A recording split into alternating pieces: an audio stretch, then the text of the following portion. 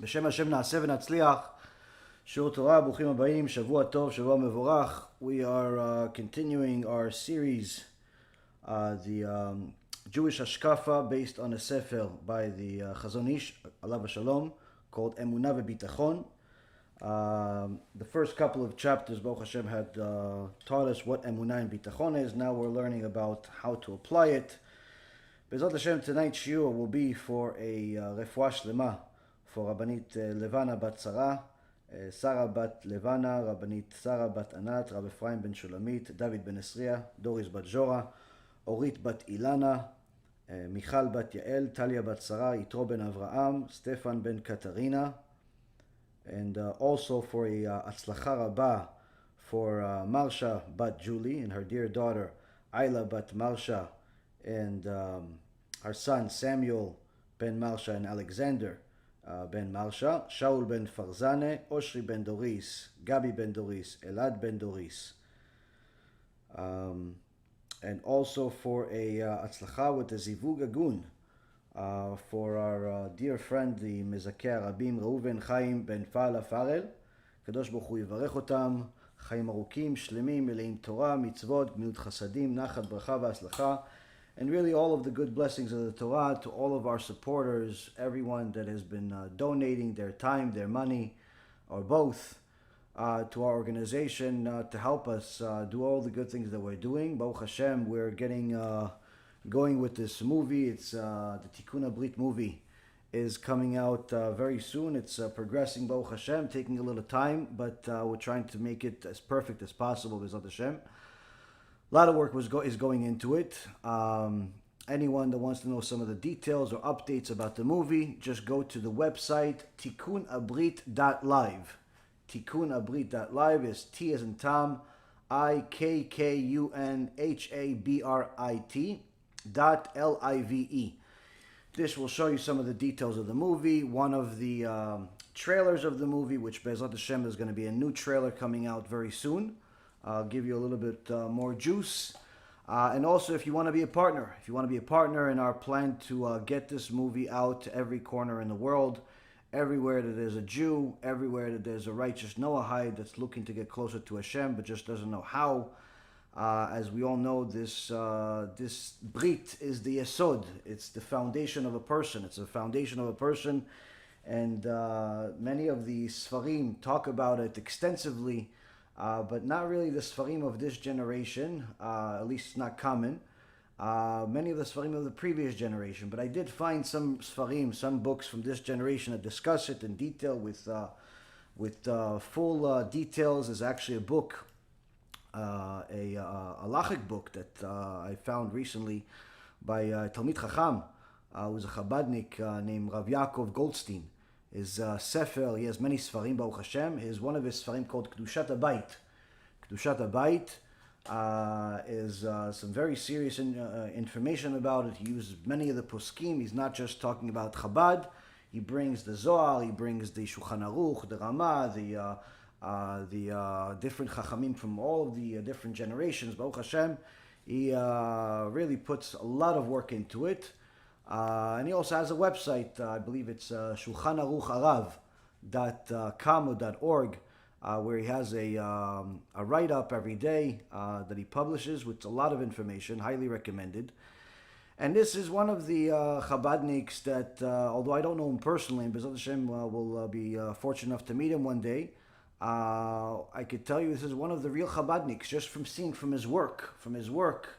We say a lot of things that are negative sometimes about Chabad or other places, because unfortunately there is a lot of negative things that are happening in the world that are coming from there and other places across Jewry. And sometimes people think that I have a certain disdain for Chabad, but it's really quite the contrary. One of my dearest friends recently passed away, Rav Zarnel, alav hashalom, and this year will be for his Ilui Neshama. He was a long-time Chabadnik and very serious Talmid Chacham, and that's really one of the main things that you'll see as the difference between the real Chabadniks and unfortunately the troublemakers, is whereas you'll see that the real Chabadniks are serious Talmidei Chachamim, when they learn Gemara, they learn Poskim, they learn Midrashim, they learn the Zohar, they learn everything. Not just the, one of the Chabad books, whether it be the Tanya, which again, not to Chas v'Shalom minimize the Tanya. Tanya is Kodesh Kodeshim, and many of the Chachamim, Rav Ovadia and others, highly praised and celebrated the Tanya. But again, it's not the whole Torah, and even the Baal Tanya himself knew it. Even the Baal Tanya himself says to his Talmidim to learn many other things. Same thing with Breslev. Rabbi Nachman of Breslev didn't say that Lekutei Maharan is the entire Torah. He himself says that if you want to be a Breslever, you want to be one of his students, you have to learn Shulchan Aruch, you have to learn the different poskim, you have to learn Midrashim, you have to learn Gemara, and so on and so forth. So today, not a lot of people really go so deep into the real Chassidut of Chabad or Breslev or others, and they think that just they could pretty much, build their entire Torah off of one book of their Rebbes, and it's simply not true, because even the Rebbes themselves never said such a thing. But you'll see from his work that he quotes, Baruch Hashem, many, many sources. I love books like that, books from Talmidei Chachamim that bring a lot of sources from across the enormous and infinite realm of the Torah, which really has no end. But the point is, when a Chacham brings you a few sources for different things, you see that this is a really serious Chacham, this is a really serious person that is looking for the emet, and not just necessarily bringing you an agenda and just found the things that met his likings. So the point is, one of those films that I recently started looking into is Kedushat HaBayit. It actually talks about Gam Brit and other things in regards to the issues of Kedusha, which, in regular language is the issues of intimacy in the home, which is a very, very important issue in Judaism today and forever, which really is one of the big things that distinguishes us from Christianity and from other religions, really, believe it or not. Whereas we look at the intimacy between a man and his wife as something holy, if done the right way, and so on, whereas they look at that as something evil or something frowned upon or something that is disgusting, if you will. So, it's these issues, the more you learn about them, the more you realize how holy Judaism is. But the point is that one of the things that we're working very hard on this movie is to provide you at least one source for practically every statement made in the movie, and whether that source is coming from me, things that I'm saying, or things that are coming from the other places, the secular places that we've looked into, you'll see that en chadash tachat hashemesh, there's nothing new under the sun. So this movie is going to be both for the secular person that never knew anything about Torah and realizes that all of the wisdom of the world is in the Torah, or someone that's religious but perhaps not well aware of the significance of this isur of tikkun of pgam brit, wasting seed, immorality, promiscuity, intermarriage. Which, as a side note, anytime we say intermarriage, we don't literally mean you have to marry the non-Jew. Intermarriage literally also means that you are in relations with a non-Jew. It doesn't actually have to be a actual marriage, civil marriage, because that doesn't really count in Judaism anyway. But the point being is that we're trying to bring a source for every statement made in it, so it will leave no question in anybody's mind, whether you grew up frum or you didn't, whether you're a rabbi or you're a talmid, or you're brand new or you're converting, whatever it is, you'll have everything handed to you on a silver platter, to know how critical this issue is, how much we need to work on it, and how important it is to listen to what Rabbi Shimon Bar Yochai said over 2,000 years ago, when he said that tikkun of the last generation before Mashiach is going to be tikkun abrit. It's going to be tikkun abrit. Now, of course, there was immorality forever, since time began. There was always immorality. But the point being is that it was never as big of an issue as it is today, in a sense that although there was evil, there was bad things in Sodom and Gomorrah, in a generation of Noach, and so on, but fixing that evil was never as dear as it is today, because now the Chachamim are telling us headed by Rabbi Shimon Bar Yochai, that fixing this evil, fixing this foundation, will help us fix everything and bring the Mashiach Tzidkenu. And really, now more than ever, we need to do this tshuva so we can get ready for this Mashiach.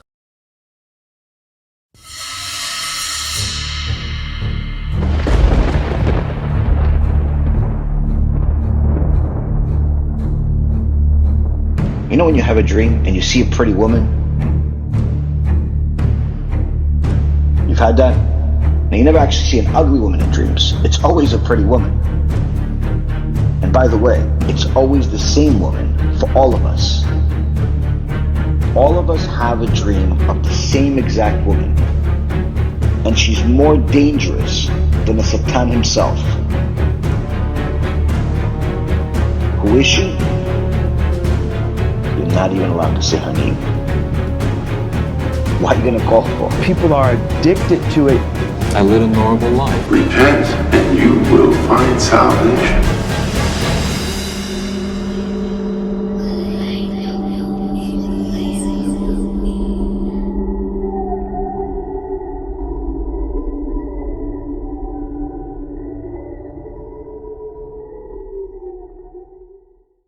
You know, a lot of people are screaming in the streets, Mashiach now, but the question is, are we ready for this Mashiach? If Mashiach came, what would he do with you?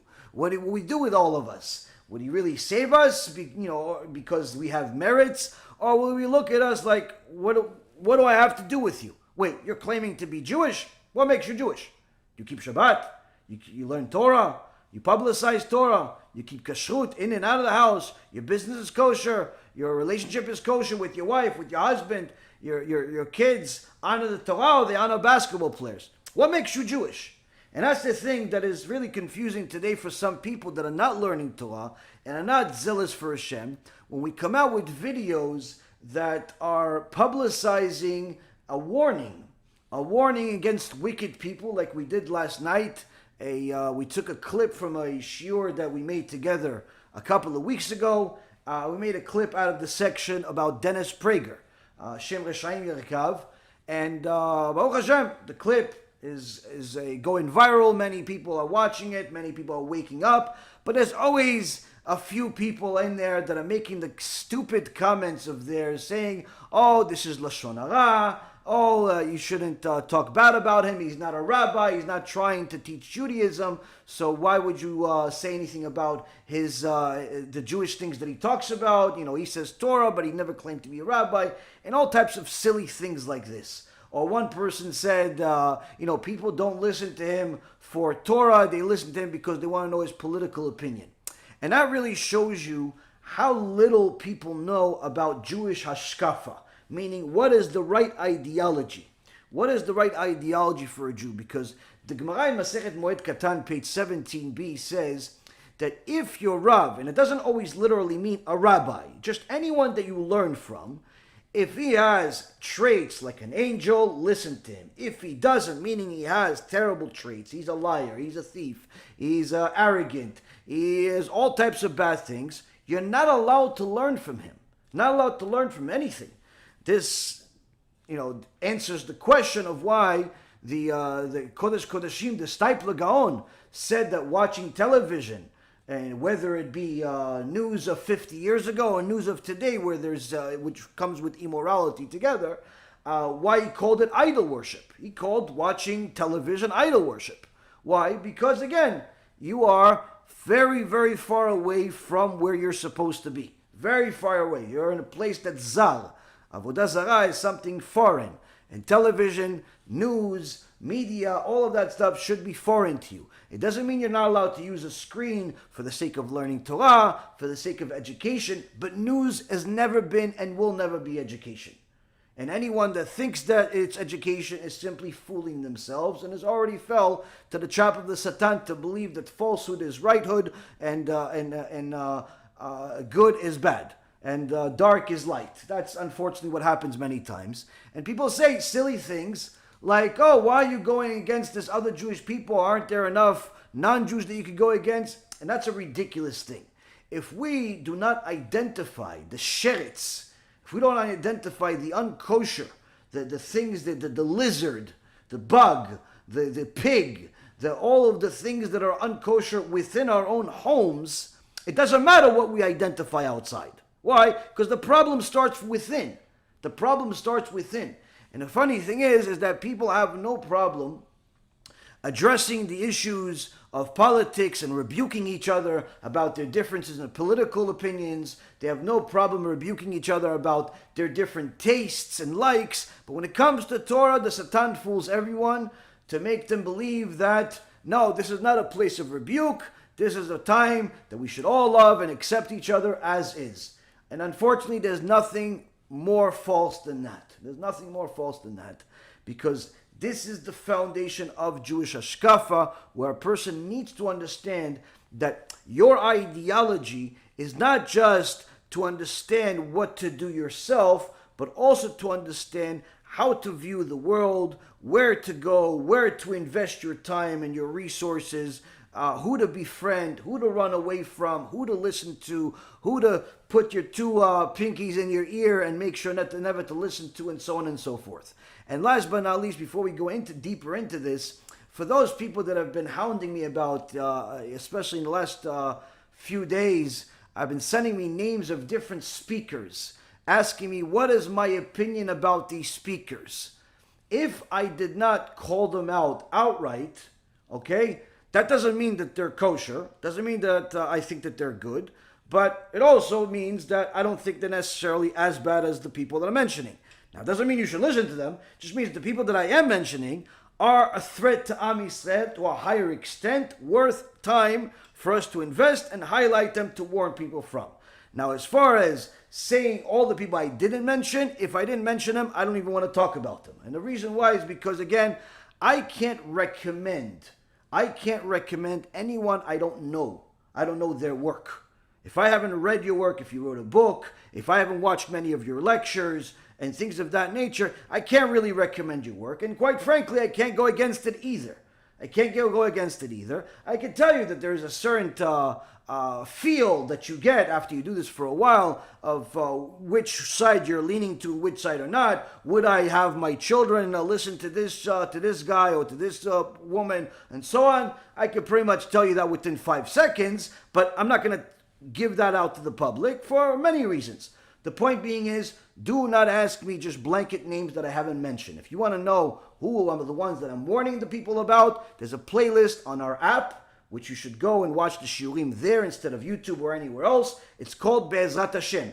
BEEZRATHASHEM. On the App Store and the iOS, it's Be'ezrat Hashem, and the same thing on the Google Android. You download the app. Several people are thanking me from here till next week about the app, just for the sake of the lectures and watching them without having any distractions. One person sent me a message this Motzei Shabbat, says, I never have a reason to go to YouTube ever again.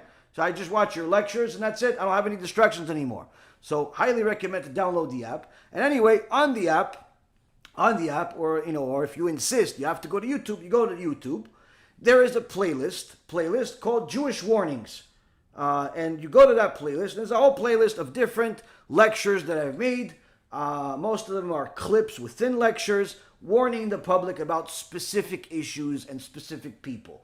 Dennis Prager is very high on the list. In my opinion, he's more dangerous than everybody we've ever mentioned before. He simply has a much bigger reach than everybody else.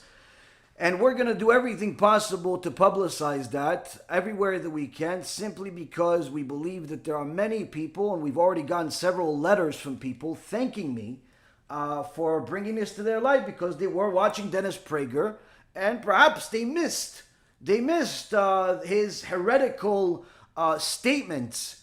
They missed the heretical statements that he makes quite often, anytime he talks about the Torah. But they missed it, whether they're not learned enough, or they weren't paying attention, or whatever the case may be. They simply missed it. Even though they've been watching him or listening to his show for a while, they missed the statements, and they never realized that this guy that they're listening to and they're getting information from is not a good guy. Why do I say he's not a good guy? He may be generous and he'll buy you dinner. He may be a nice guy and give you a ride. But that's not what I mean by not a good guy. By not a good guy, I mean that he is heretical according to the Torah, and therefore we cannot use him as an information source for anything. for anything, not political, not religious, not nothing. Why? Once a person lies or goes against Hashem, you simply cannot trust and rely on them for anything. For anything. And that's a reality, Rabotai. Now, anyone that has an ounce of Yirat Shamayim will simply watch the entire clips that we made, the one that we already made, the one that we're actually making now and publicize soon, and you'll see with your own eyes and listen with your own ears of what he says. Literally, hear the horse talk. Hear the horse talk and dig himself a hole that he'll never get himself out of, simply because that's actually what he believes. It's not like he messed up in a couple of places. No, you ask him those questions. What do you believe about Shabbat? What do you believe about Gemara? What do you believe about Torah? And he'll tell you, and he says it often for 30, 40 years already, he says it. Just that, again, most people, like myself, never knew. He was an outright heretic.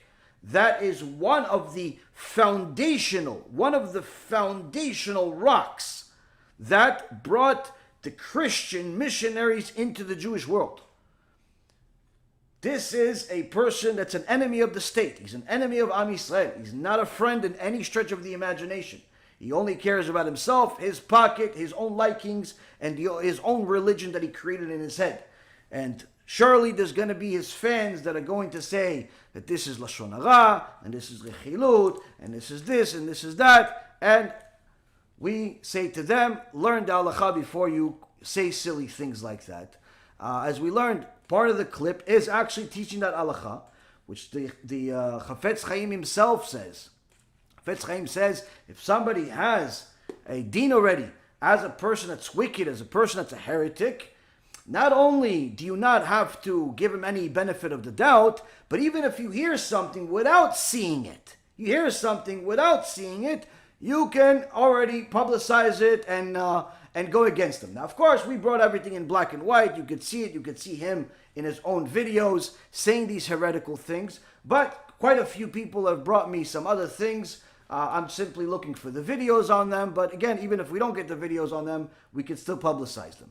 The point being is that having the right Jewish HaShkafa has never been more important, because when it comes to the issues of marriage, when it comes to the issues of finding a shidduch, when it comes to the issues of business, finding a job, starting a company, when it comes to the issues of simply how to pray, where to live, where to move to, where to send your kids to. I mean, this HaShkafa has to do with everything. And now more than ever, in such a confused world that is focused on their new religion called coronavirus, with different sects. Some have coronavirus of the sect of Trump. Some have coronavirus of the sect of Bill Gates. Some have coronavirus of the sect of Biden. Some have coronavirus of the sect of somebody else that I don't know of. It's different sects. Just like Christianity has Lutherans, Protestants, and so on. You have this new coronavirus has different sects.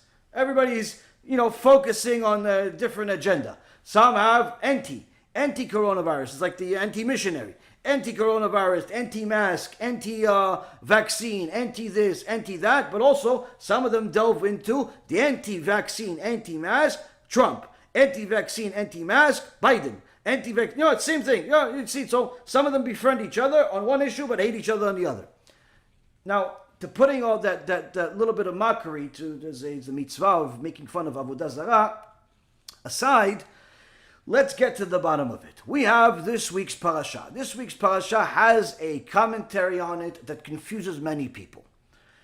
Parashat Beshalach says, "Vayi Beshalach Paro et ha'am velo nacham Elohim derech eretz Pilishtim ki karov hu ki amar Elohim pen yinachem ha'am birotam milchama v'shavu Mitzrayma v'yasev Elohim et ha'am derech hamidbar yam suf v'chamushim alu bnei Yisrael me'eretz Mitzrayim." It happened when Paro sent out the people that God did not lead them by way of the land of the Philistines because it was near. For God said, perhaps the people will reconsider when they see a war and they will return to Egypt. So God turned the people towards the way of the wilderness to the Sea of Reeds. The children of Israel were armed when they went up from Egypt. So the English translation to the word chamushim, v'chamushim alu bnei Israel, The English translation, the literal translation, means that Am Yisrael were armed. They were armed. But Chachamim come over here and they say, that's the pshat. There's something more critical here. If you look at the first word of the parasha, it says Vayihi. And any place that the parasha starts with the word Vayihi means bad, means sorrow, means that there was people crying, like Vai Vai, like Oy Vey. Why was there Oy Vey when Am Yisrael left Egypt? Why was there Oy Vey? There's Oy Vey because if you look just a couple of verses after Vayihi, it says, or the next verse after Vayihi, it says, V'chamushim alu bnei Yisrael. That Am Yisrael, that they went up, chamushim. What's chamushim? Comes the Midrash Me'am Loez, and many other Midrashim, the Midrash HaGadol, the Gemara, and many other places. This is across the board. Says chamushim means that only a small portion of Am Yisrael left Egypt. And then the sages argue, how many left? Says chamushim means 1 out of 5. Chamesh is 5, so chamushim is 1/5. 1 out of 5, meaning 80% of Am Yisrael were killed in Egypt in the plague of darkness, Chachamim say. But that's the best case scenario, Chachamim say. It's not chamushim. It's not 1 out of 5. It's 1 out of 50. 1 out of 50, meaning 2%.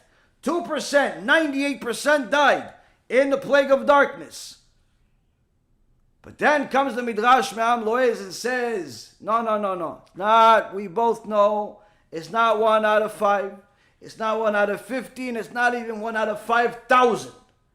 We all know it's 1 out of 500,000. Only 1 out of every 500,000. Only 2 out of every million survived. The rest of them died in the plague of darkness. Shem Yishmor. Now, whether it's 80% died or 99.9% died, really does not have much nafkamina. Doesn't make that much of a difference to us, simply because we know that most of the Am Yisrael died in Egypt. Why did they die? Because they did not want to leave Egypt. In so many words, they did not want to accept the Torah. They did not want to do tshuva. They did not want to abandon their business. They did not want to abandon their idol worship. They did not want to abandon their life. They wanted to stay in Egypt. They didn't want to do tshuva. They wanted to stay secular. They didn't want to do tshuva. They wanted to continue doing whatever evil they were doing. Hashem says, if you don't want to accept my Torah, I don't need you. Until now, maybe you listen to Manus Friedman who tells you that God needs you. Here's a proof, I don't need you. He killed all of them. Hashem Yishmor. Hashem Yishmor. Now, why do we need to read this every year? It's depressing. Why do we need to read this every year? Because the Chachamim come to us in the Zohar Kadosh, and also in the book of Jeremiah, you look at the commentary, and the same thing with the Sefer Yechezkel, and say to us that everything that happened in Egypt will happen at the era of Mashiach, and some even say times 50. Whatever happened during the Exodus, times it by 50 will happen at the era of Mashiach. So if everyone was scared of what's going to happen based on the coronavirus and the election and the confusion of what's happening in the world today, unfortunately, Rabotai Karim, the bad news is it's only going to get worse. It's only going to get worse, but not to everybody. It's only going to get worse to those that want to stay in Egypt. Those that want to stay in Egypt. Not Egypt, the physical place, but Egypt with their HaShkafa, with their mentality. They don't want to do tshuva. They don't want to keep Shabbat. They don't want to change themselves. They don't want to purify themselves. They want to stay what they are. And Rabotai Karim, it didn't work for us back then. Surely it's not going to work for us before Mashiach comes. And anyone who does not understand that, unfortunately, is taking their own life in their hands, and it's like they're committing suicide. This is why the Sefer Kedushat HaBayit brings many sources, and he says that when somebody wastes seed, he causes their children to enter the bodies of mazikin, of evil, different demons. As he brings different sources from the Shara Kavanot, page 363, also Derech Mitzvotecha, Mitzvat Pru, and also Kaf HaChaim, the Pele Yoetz. He brings many sources to show that anytime a person wastes seed, they're producing evil, but also they're producing evil, but that evil doesn't just go away. It's not just a sin that goes away. Where he says, one who performs wasting seed, zera levatala, causes the souls of what would have been his physical children to become mixed with the sitra achra and become invested in bodies made from the sitra achra. And if that's not bad enough, he causes injury and death to his own physical children, as he brings also from the Or Chaim HaKadosh in Parashat Mishpatim, where he says the sin of Zera Levatala creates evil spirits that seek to injure his own children, his own living children. You saw that your kid fell today, broke his hand. Did you waste seed last night or last week or today? Okay, you're at fault at the minimum. At the minimum, you're at fault. At the minimum, you're at fault. He says that people are producing more and more klipa as a result of this act. As wasting seed, zera levatala, causes elokut, causes the majesty to be drawn from chokhmah and bina of atzilut into klipa. You're in essence producing more klipa. Why do you need to care about this klipa? This klipa is making it hard for you to understand what I just said. Hard for you to understand what I just said about chamushim and fifth and this. It's hard for you. That's because of the klipa is withholding information from you. You have a shell that's blocking the purity of Torah from you. And last but not least, it delays the Mashiach. It delays the Mashiach as the sin of Zera Levatala, wasting seed, delays the redemption, and is the primary cause of the length of the exile.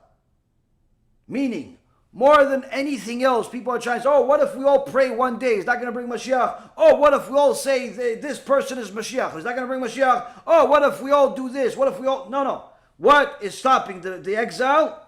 Chacham over here brings many sources. As we brought Baruch Hashem ourselves, he brings the Likutei Torah, the Arizal, commentary on the book of Isaiah, chapter 59, verse 20, also Torat Menachem, 57:14, page 66, and other places. He says the one thing that's causing the Mashiach to not come, delaying the redemption, is wasting seed. Thus, the redemption is dependent on the rectification of this sin, as we see from Torat Menachem. Meaning, Mashiach is not coming until we do Tikkun HaBrit, Rabotai Yekarim. The world is waiting for this movie. The world is waiting for this book. The world is waiting for any real, honest, and genuine teaching about this subject to help people do tshuva. And he says the sin of Zera Levatala causes the sparks of Kedusha to enter the klipot, and thus creating a need to redeem them as part of the Avodat HaBerurim, and delaying the redemption, meaning you're causing more work to have to be done in order for the Mashiach to come as a result of this particular action of sin. Now, why would somebody do such a thing when they're screaming Mashiach now all day? Why would a Chassid or an Avrech or Yeshiva Bachur that says I want Mashiach to come, why would he do such a thing to delay the Mashiach? Simple. He doesn't know what he's doing. He doesn't know what he's doing. He doesn't know that he's delaying the Mashiach. He doesn't know that the soldiers that are dying are his fault. He doesn't know that the coronavirus getting worse and worse is his fault. He doesn't know that people are not getting married because of him. He doesn't know all that. He doesn't know that he's causing all this mess. Simply doesn't know. Why? Because he got his teachings from people that tell him the opposite. Just like Dennis Prager says in a radio show about 20 years ago. 20 years ago he said in a radio show that he doesn't see any place in the Torah that it talks about that you're not allowed to masturbate, because Dennis Prager, he does whatever he wants. He says, surely most people are getting married later in their life, so of course God understands they need to masturbate. So Dennis Prager just creates a new Torah whenever he feels like it. Whenever he feels like it. Now, if a young boy got his message from him, or people like him, or his students, which sometimes are rabbis, what happens? That kid doesn't know the truth. Why? Because he's not going to go and dig deep down inside into something that's going to change. Why? He doesn't have the right HaShkafa to begin with. And the more he makes sins, the more difficult it is for him to accept the truth, even if the truth hits him in the face. That's why the truth about this specific issue has to come with force. Has to come with force, and that's why the Chachamim say such horrible things about people that die without fixing this specific issue, or even people that are alive without fixing their issue. How their kids die, they lose all their money, their wives hate them and leave them and cheat on them, and so on and so forth. And then, Hashem Yishmor, if they die without fixing this, simply there's no end to the punishment. Literally, you look at Reshit Chochmah, Sha'ar Gehenom, simply, you read it, you start crying. Why? Because you see, this is the end of a few people that you probably know. So that's why it's very, very critical to get this movie out and to get the teachings about this out there on a regular basis. This is why I say this on a regular basis, even more so now during the time of Shulavim, to constantly reinforce the teachings that immorality does not pay. Doesn't pay anything good. You're going to have fun for a few seconds, a few minutes, or however long it is, but you're going to suffer a very long time. You're going to suffer a very long time, and you're going to have to fix it. This is why, Rabotai, many of the people that did not want to leave Egypt was because of the immorality of Egypt.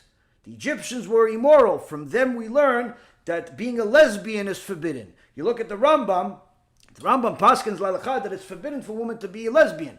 Even though the pasuk, the verse in the Torah says that a man is not allowed to have mishkav zachur. He's not allowed to lay with another man like he lays with a woman. So where do we learn about that a woman is not allowed to be with another woman? The Rambam says we learn it because it's Maaseh Mitzrayim. It's the act of the Egyptians. That's how the Egyptians were. The Egyptians were lesbians, homosexuals, and all types of filth of the world. And unfortunately, Egypt is still here. Egypt is still here. It's in America, it's in the UK, it's in everywhere. It's all over the place. In Israel, different parts of the world have more Egypt in them. And the reality is that unless we take ourselves out of Egypt, not physically only, but most importantly mentally, we're stuck in there. We're stuck in there. Now it all has to do with HaShkafa.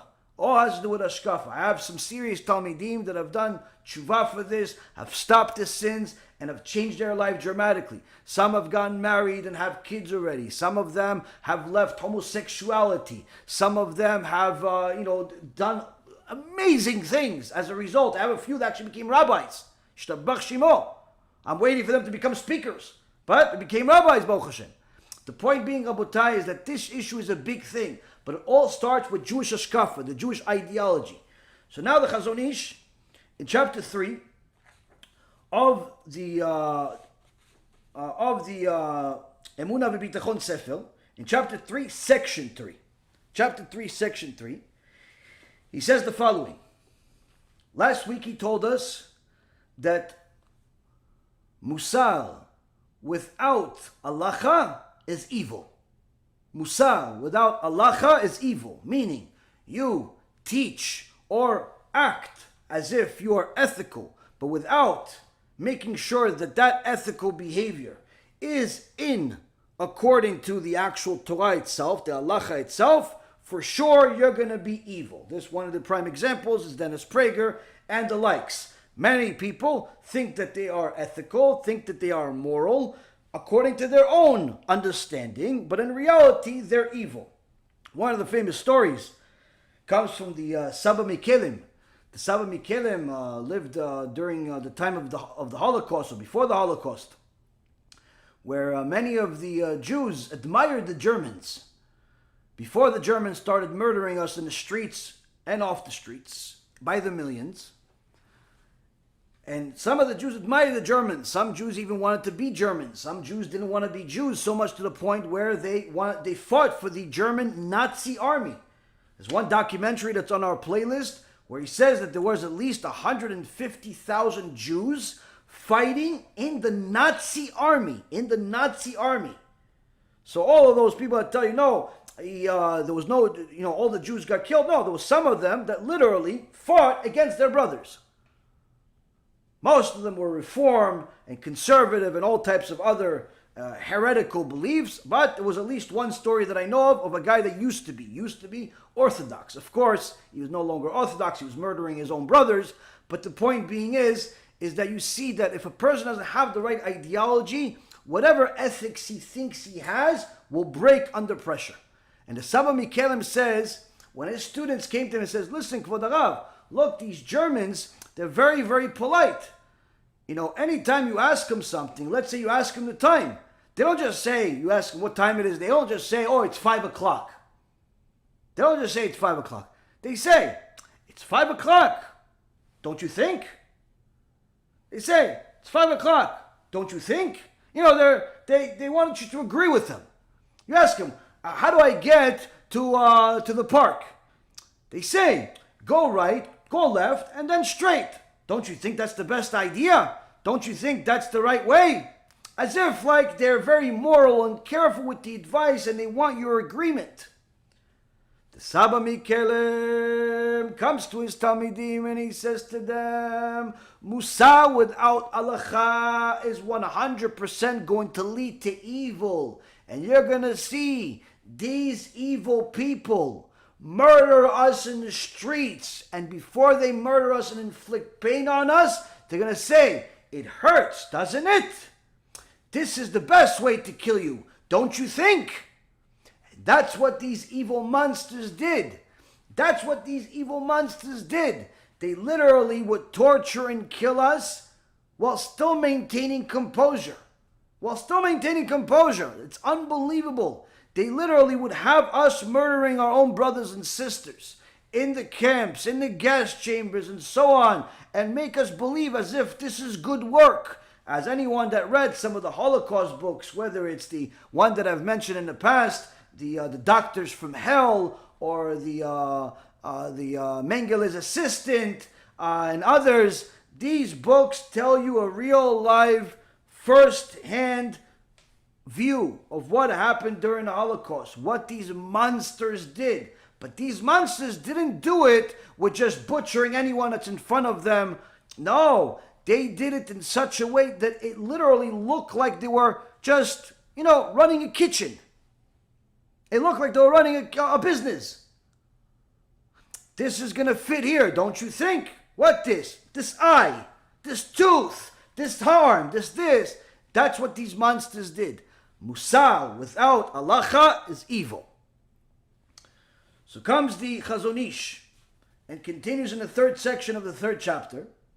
And he says, all the diligent study and efforts to acquire good character traits will be of no help if one has not acquired this principle. Meaning, if one did not get to the point of understanding that without learning what the Torah says, whether something is allowed or forbidden, whether you're a Jew or Gentile, doesn't make much of a difference. You have to know what's allowed and what's forbidden for each person. The Jews have certain laws they have to comply with. The Noahites, the non-Jews, have laws they have to comply with. No one's allowed to create a new religion. No one's allowed to steer right or left from the Torah.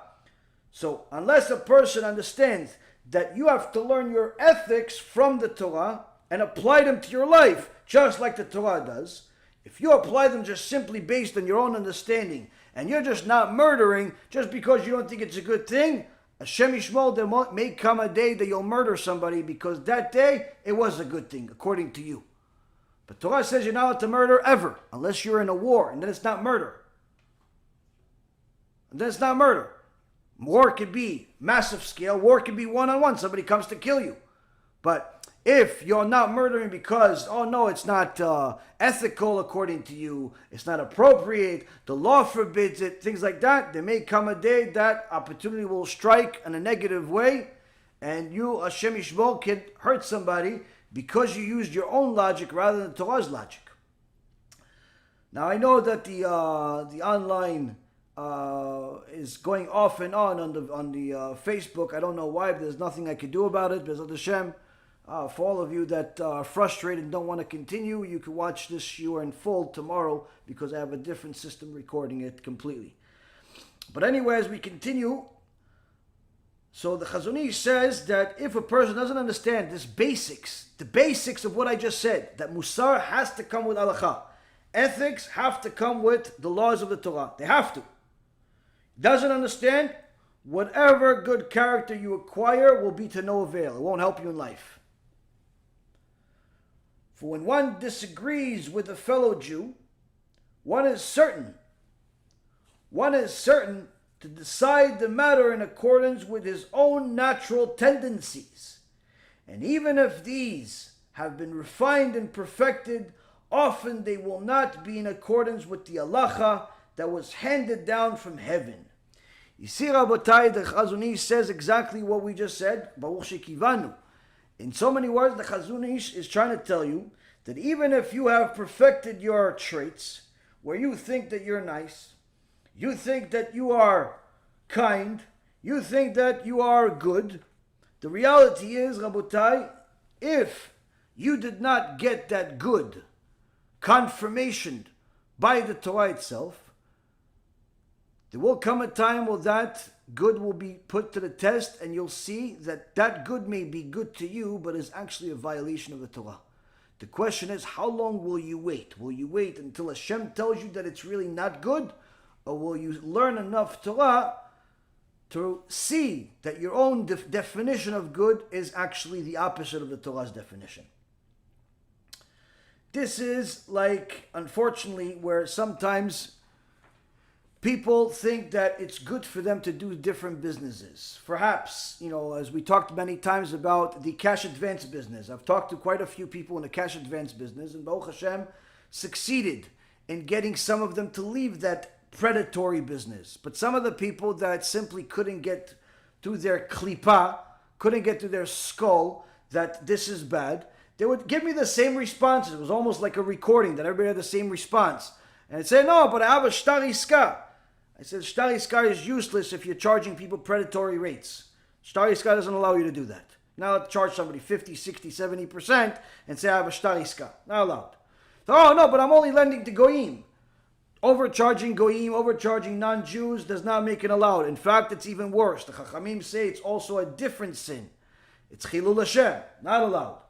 And tell, yeah, but listen, I give a lot of tzedakah. I do a lot of good with the money.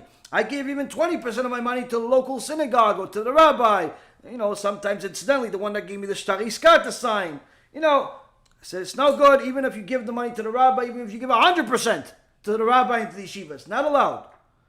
Oh, come on, rabbi, you're too strict. I'm going to hurt the Jewish world if I don't work. Where else can I make $50,000, $100,000 a month? If I got a regular job with my low-level education, I may be able to make $4,000 or $5,000 a month. I'm losing 90%. How could you do that to me, Rabbi? I said, I'm not doing anything. I'm just telling you right or wrong. You decide.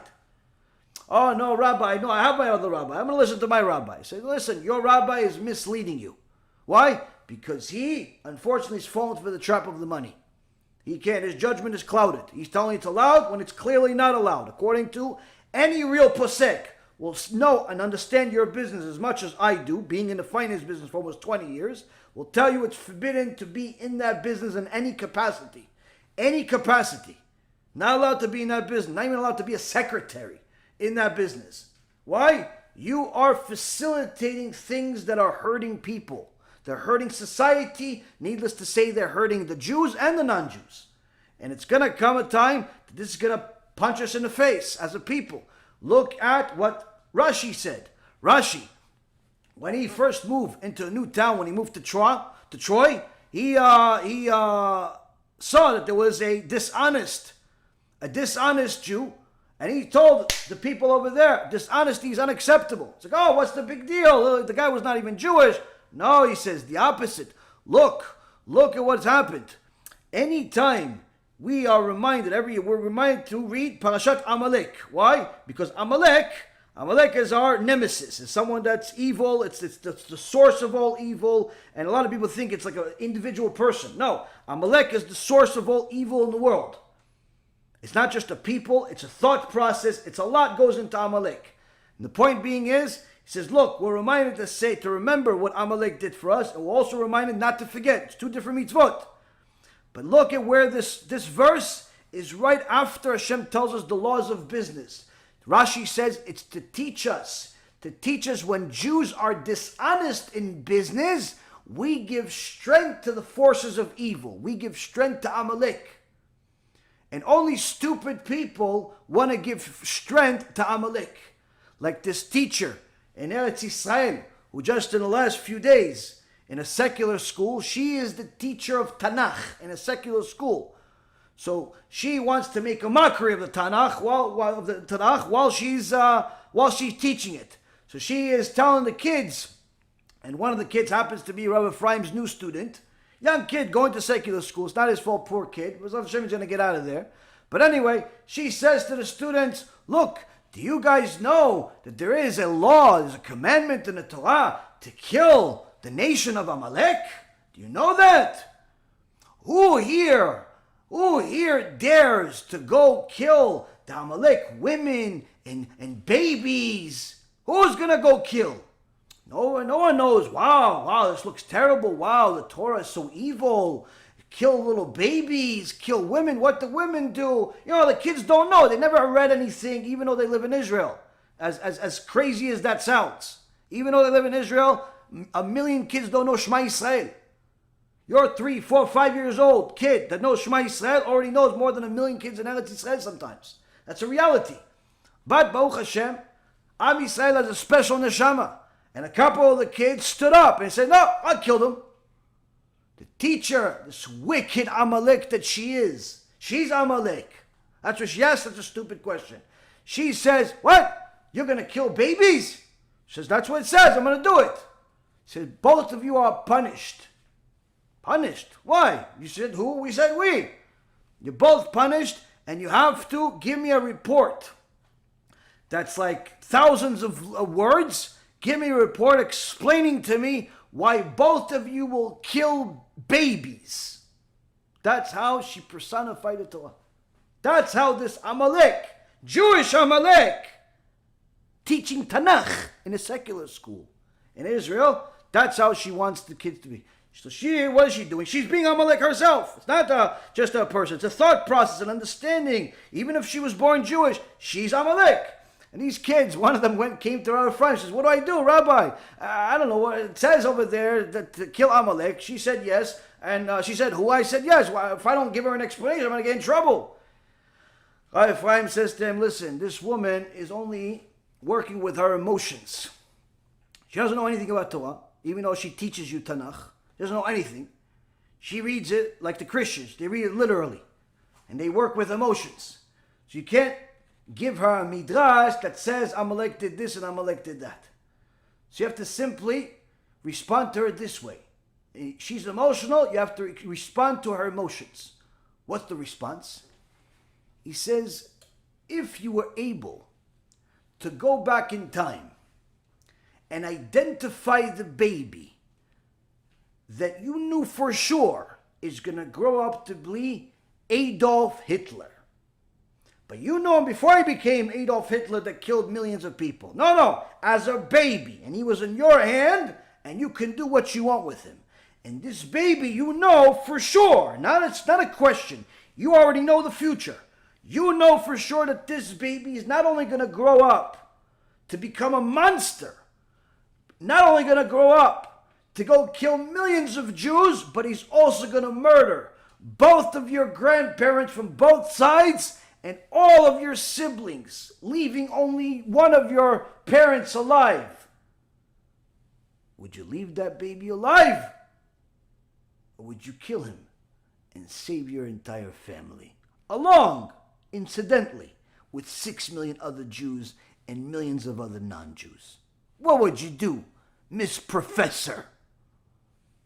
Rabotai Karim, even the most emotional person that has a little bit of sechel will understand they were wrong.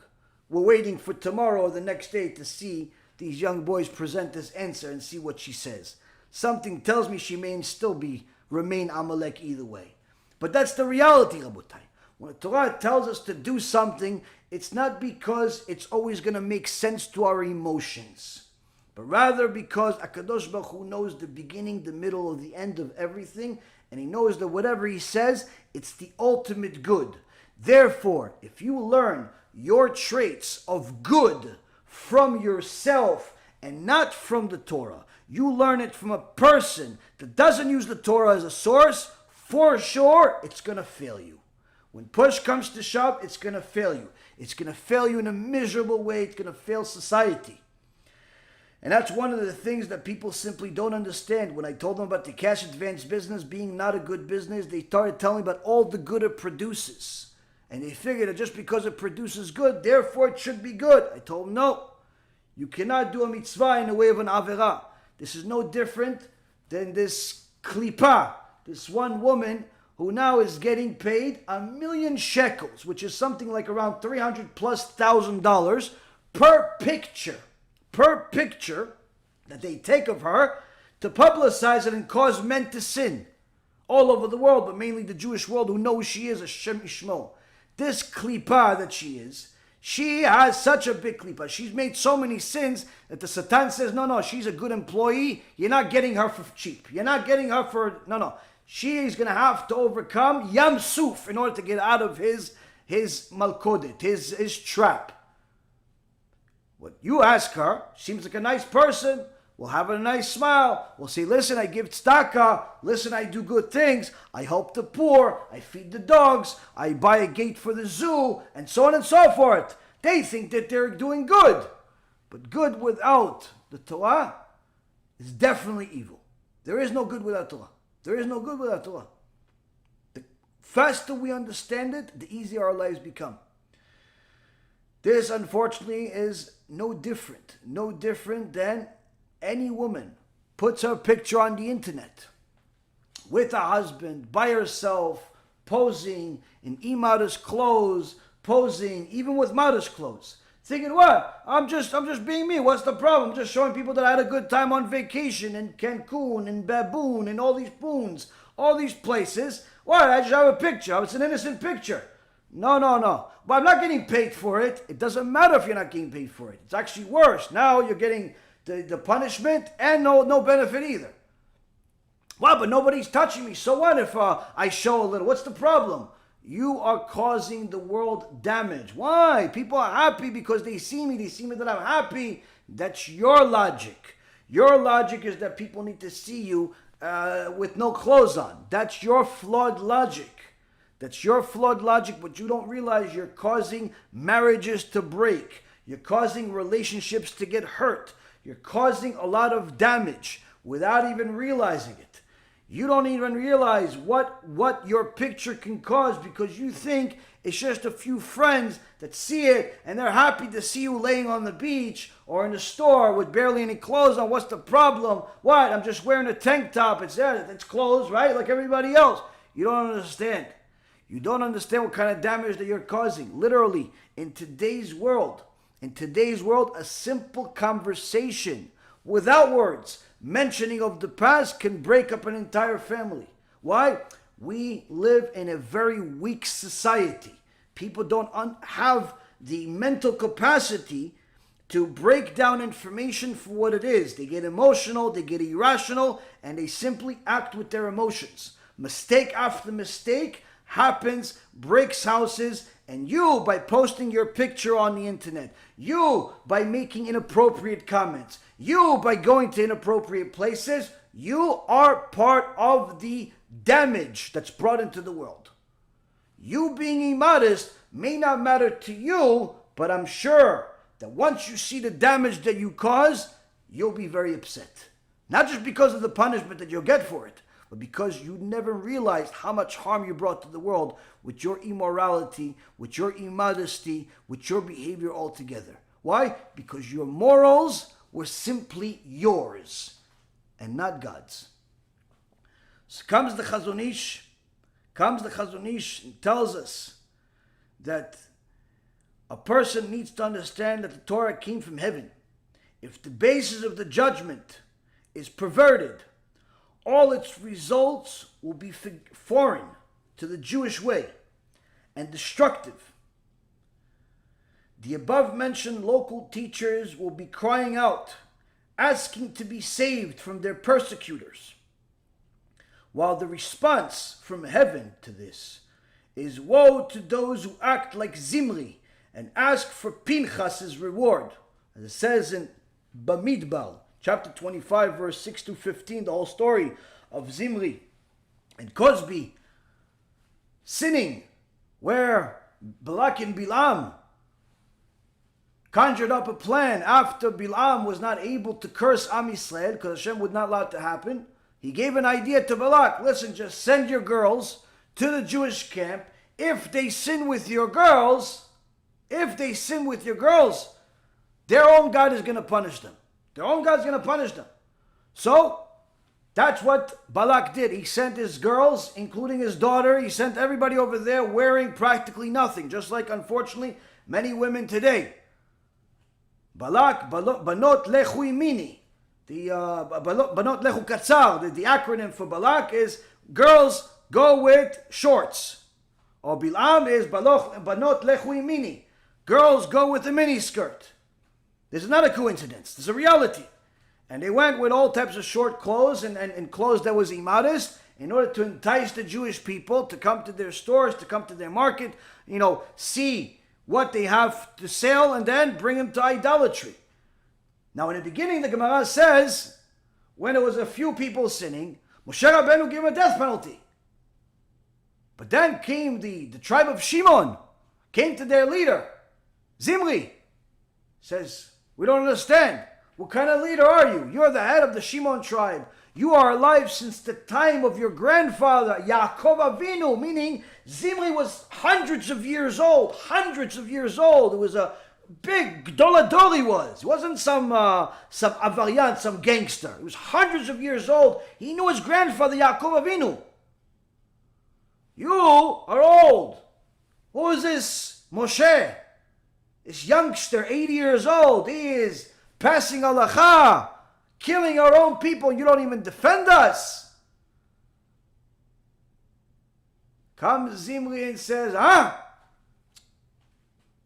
you passed halacha without telling me. Okay. Cross the line, Moshe. So he takes Cosby. He takes this young girl that comes from the house of Bilam, the house of Balak. Said, look, I'm going to marry her. Why? Because I'm going to convert her later, but we're going to have a good time just like you did, Moshe. Why? Because he heard his kavod, he heard his honor. He heard his honor because he was a big rabbi. And he figured, well, maybe Moshe Rabbeinu is a big rabbi, but I'm older, I have seniority. Where did this come from? Ego. It didn't come from the Torah. It came from ego. It came from people getting to him, telling him, no, you should do this, you should do this, you should do this. And unfortunately he did it, and he fell for it. And he sinned with her, and HaKadosh Baruch Hu obviously started killing, put a plague much worse than Corona in a matter of minutes. Over 20,000 people died. While Zimri is making the act, is in the act with Cosby. Comes Pinchas ben Elazar ben Aaron HaKohen. Pinchas, who later becomes Eliyahu HaNavi. Pinchas comes and kills both of them, zealous for the sake of Hashem, because that's the halakha. If you are zealous for Hashem all the time, which we don't have anybody like that in the world today, but in that time, if you're zealous for Hashem all the time, not just sometimes and not just because you're angry, but if you're zealous for Hashem all the time and you see a Jew and a non-Jew in the middle of the actual act itself, halakha is you're allowed to kill them. But if they kill you, they're not persecuted. Why? Because you were trying to kill them. They're allowed to kill you. The point, even though they're the sinners, the point being is, Pinchas got 10 different miracles. The Mishnah in Avot says, 10 different miracles, and he killed them, showed it to all the people. But then the people came to him and says, who is this Pinchas? His grandfather's an idol worshiper. They were talking about Yitro, who's Kodesh Kodeshim, but used to be an idol worshiper. His grandfather is an idol worshiper. He's a pope. Who is this Baal Tshuva Pinchas? Who is this guy?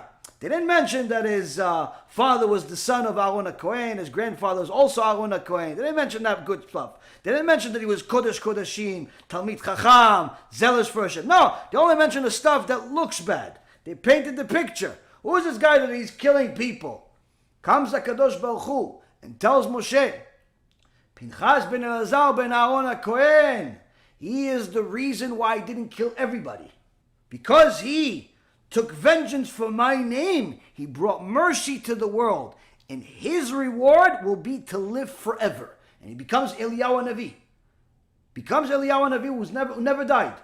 So now comes the Chazon Ish and he says, look at these wicked people, these wicked teachers that are like Prager and Meza and Slifkin and Goldberg and all of the other clowns that tell you that they're moral, tell you that they're ethical, but in according to them. They do whatever is according to them fits. Whatever according to them, not according to the Torah. And then they later on complain. They complain. It's like, listen, this is hitting us in the face. Half the Kehillah is going to Christianity. The other half is violating Shabbat. People are not doing good. People are losing money. People are getting sick. What's going on?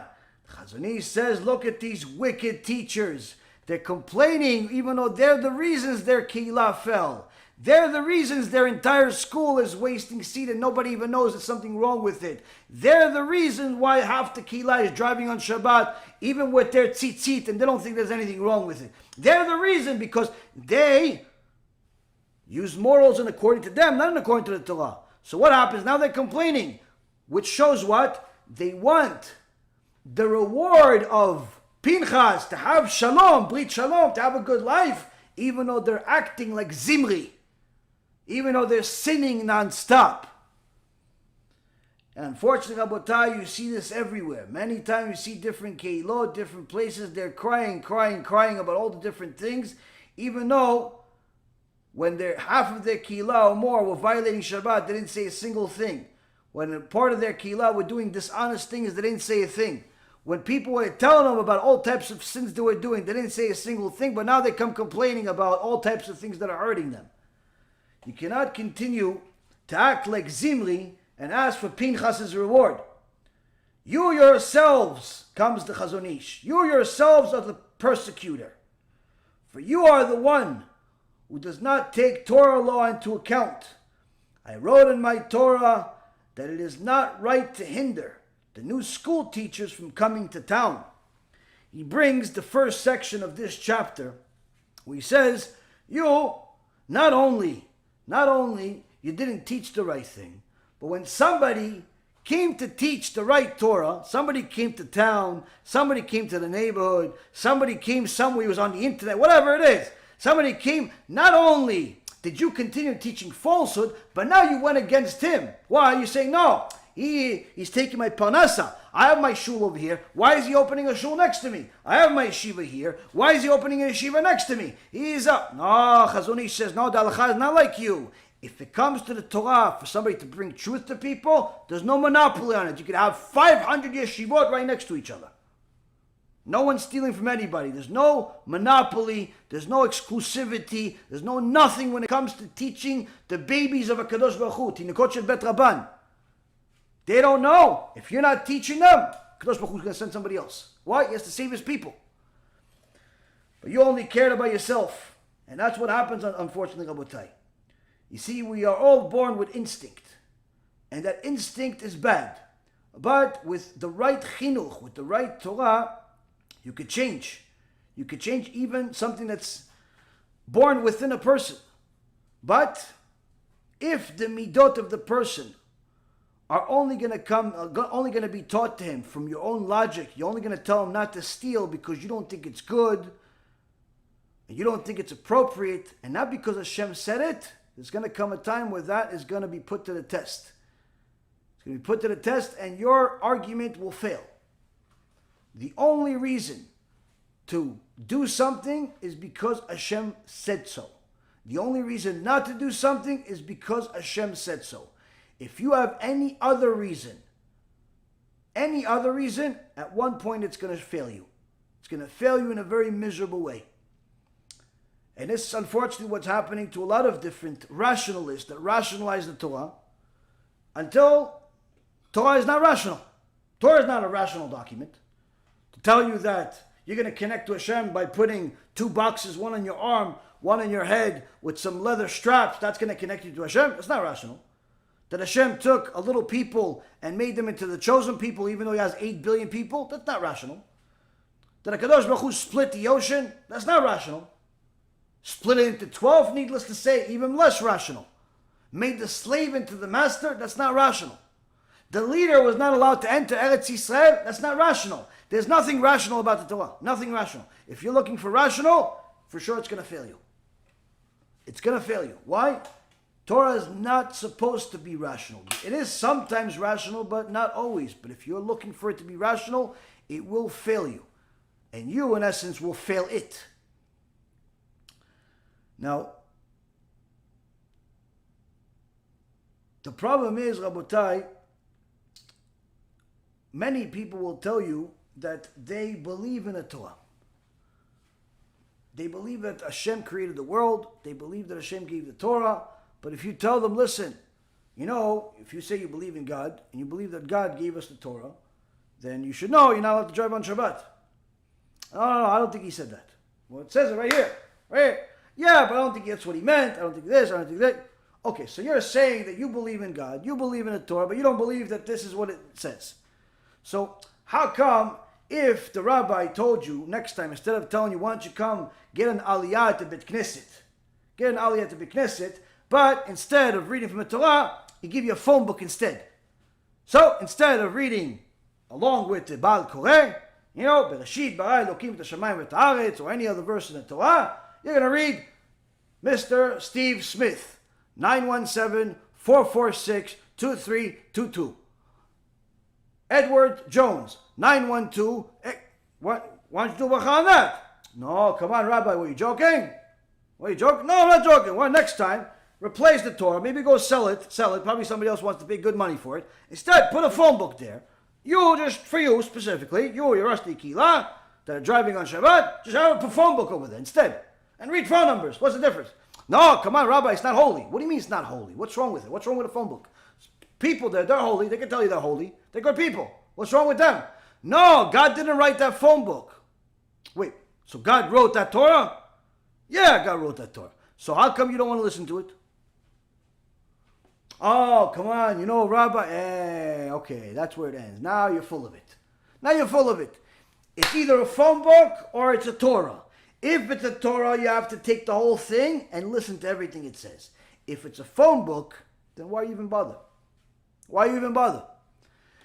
This, Abotai, is one of the important arguments that a person needs to listen to, because, as Rabbi Ephraim brings it, he says, because if we're going to accept the Torah and expect that this Torah is going to help us survive the next and final exile, at the era of Mashiach, we have to accept the entire Torah, and not just whatever fits us and whatever we like and whatever we don't like. And unfortunately, what you have to understand is that sometimes you're going to want to do what the Torah says, but you're going to have naysayers come to you and tell you otherwise. Tell you, what are you, fanatic now? You're religious now? Last week you were barely wearing any clothes. Now you're like a Muslim. You're covering your whole body. No, I'm not Muslim. I'm a Jew. I don't know that many Jews except Bnei Brak, Mea Sha'arim, Ergun Bezrat Hashem. Well, I don't know people who are dressed like that. No, there are Jews all over the world that are modest. There are Jews all over the world. Maybe not that many, but there are, Baruch Hashem. So why are you dressing like them? Why are you changing your style? No, it's not changing my style. I'm dressing like Hashem wants me to dress. Oh, come on. What do you think? You're better than us? What do you think this? What do you think that? And you're going to have naysayers. Sometimes it's your parents. Sometimes it's your brothers and sisters. Sometimes your best friend. Sometimes your spouse. They tell you, don't do it. Don't do tshuva. Don't learn Torah. Don't watch shiurim. Don't do this. Don't do that. What do you do with them? How do you do with them? Comes Rabbi Yisrael Misalat, and he says, one of the most important midot, one of the most important character traits to acquire is the midah of a knowing that everything is coming, first of all, knowing that everything is from Hashem, but it's the midah aishtavut, which is everything, evaluate everything as equal. Now this has to be explained. Whether somebody gives you a compliment or somebody makes fun of you, you, as a God-fearing Jew, woman or man, that knows that only thing that matters is what Hashem says, you need to be able to evaluate everything the same. Never lose your cool and never get upset or overly elated. Simply, everything, process, move. Process, move. Process, move. Now this may sound like you're a robot, but it's the opposite. Now, some examples of this, Abotai, is the Bet Levi, Arav Dov Shloveitchik, Alav Shalom, whom we did a whole series about his kuntres, about bitachon. Highly recommended. It's 19 or 20 lectures that discuss bitachon, having confidence in Hashem. And the Bet Levi lived a couple of hundred years ago. He was not just someone that taught bitachon and taught Torah, but he lived it. And his story about him and his grandson or son will give us a little bit of understanding of what it means to have this specific and unique midah of not thinking too much of anything, simply to only evaluate things for what they are. In those days, poverty was practically standard, and Arav Soloveitchik, the Bet Levi, needed to go to a different city, but he didn't have a way to get there. So he saw somebody that had a horse and carriage, and he said to him, listen, I need to travel to a certain city. Is that where you're going? And the guy said, yes. Another Jewish guy says, would you mind if I came along and you could hire me? Whatever you need me to do to help you along the ride, whether it's to do anything and other thing, I'll do it with you. And the guy didn't know that he's talking to the biggest rabbi in the world. He didn't know. There wasn't YouTube and Facebook and all this nonsense in the world. There was, you knew books. Books you knew. There were no pictures. So the Bet Levi comes along for the ride on this horse and carriage, on this little caravan, and they're going. After a while, the guy gets tired, and he says, okay, hey, why don't you take the horse? I'm going to go take a nap. So the Bet Levi comes behind the horse, and the guy falls asleep, and the Bet Levi, he starts learning Torah. What do you do? He starts learning Torah. And when the Gdolim learn Torah, they go into a different world. They go to a different dimension. Starts learning, and the horses realize no one's manning them, no one's moving them. So they decide to go, wherever they want. They start going into the woods. They're going into the woods, and the Bet Levi doesn't even realize it. He's in a different world. He's learning Torah, and the horses, they continue going. And they see somewhere in the end of the woods, there's like water over there, there's a little river or something. And they start going over there, going in that direction. And as you would know it, they see that the water, in order to get the whole water, they need to go inside. So they take the whole carriage with the horses, with everything in it, inside the river. And as you would have it, the ground of this river is like quicksand practically.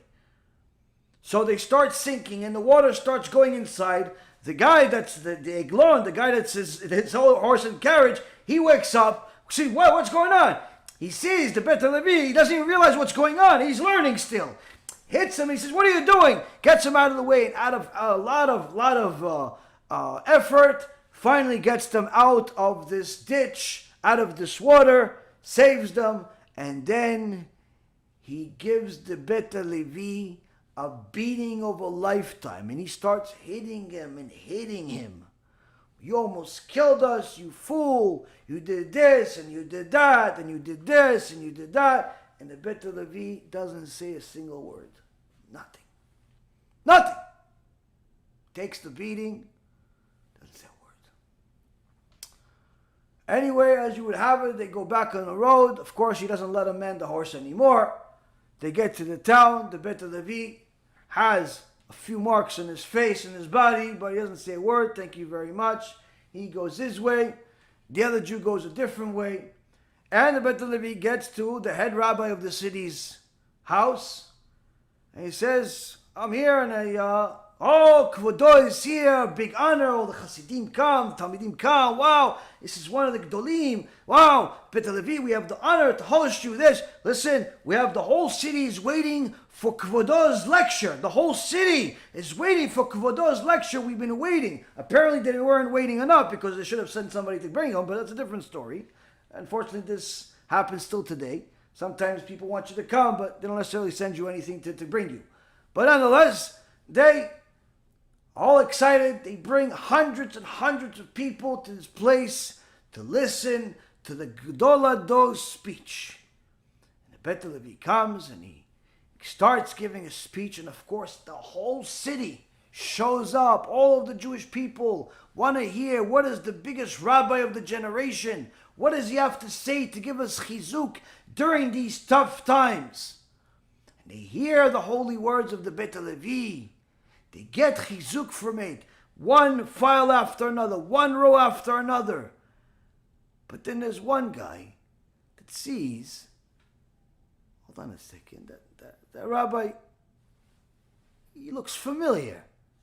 Hold on a second, he gets closer and he sees the face has a mark on it, very similar to the mark that he left on the guy that was on his carriage, and the token falls into his little empty head, and he realizes what he has done. And he wants the ground to swallow him, awaiting second by second for the speech to end so he can run to the stage and ask for mercy, ask for forgiveness from the Bet Levi. But of course, he's not the only one there. There's hundreds of people there. As soon as he finishes the lecture, he runs and he pushes everybody out of the way. Get out of the way, get out of the way. And he gets closer, one row, another row, another row. And the Bet Levi sees this person is coming and he knows who it is. And he says, okay, I'm sorry, no more hitting. I'm sorry, you're right. And the guy says, no, Kvodo, please forgive me. He says, I'm sorry. The Bet Levi is saying, I'm sorry, and he's saying, I'm sorry. He goes, no, Kvodo, please forgive me. And he falls on the floor and he starts kissing his feet. He goes, no, what are you doing? He says, I'm so sorry. He goes, why are you sorry? He goes, I'm sorry I hit you. He goes, why did you? You hit me because I'm not a good eglon. I don't know how to manage a horse, right? He goes, yeah. He goes, so you're right. Why are you hitting me then? Why are you upset? Why are you sorry? That's a person that has removed his emotions. It's not that he wanted to get hit, but he understood the other side. He understood that he hit him not because he knew he is a big scholar or no. He hit him because he was not good at manning the horse. He's not a good horse rider. That's what you hit me. I put you in danger. You're right, you hit me. Is it right to hit? No. But I understand why you hit me. That's a person that sees all of the information as it is.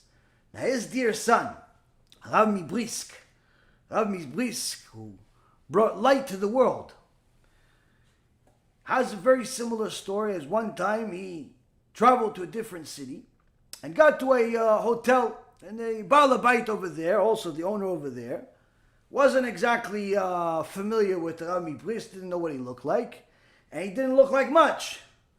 So he saw he doesn't look like much. He said, listen, I have a big admor with his Hasidim coming here. Why don't you go over there? I can't invest anything into you.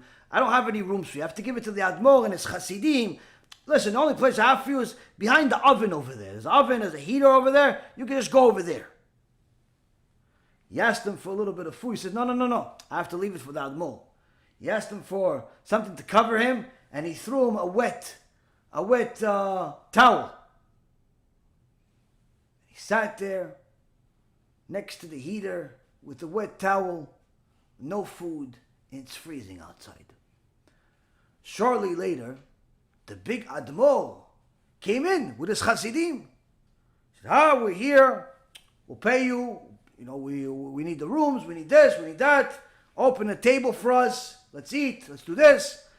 The owner of the hotel was very excited, this is who he's been waiting for, and he starts setting things up, and as the admor starts walking around and he goes to go Netilat Yadayim, he sees next to the Netilat Yadayim, there's the heater over there, and there's hold on, that's the Rami Brisk, that's the Gdolah.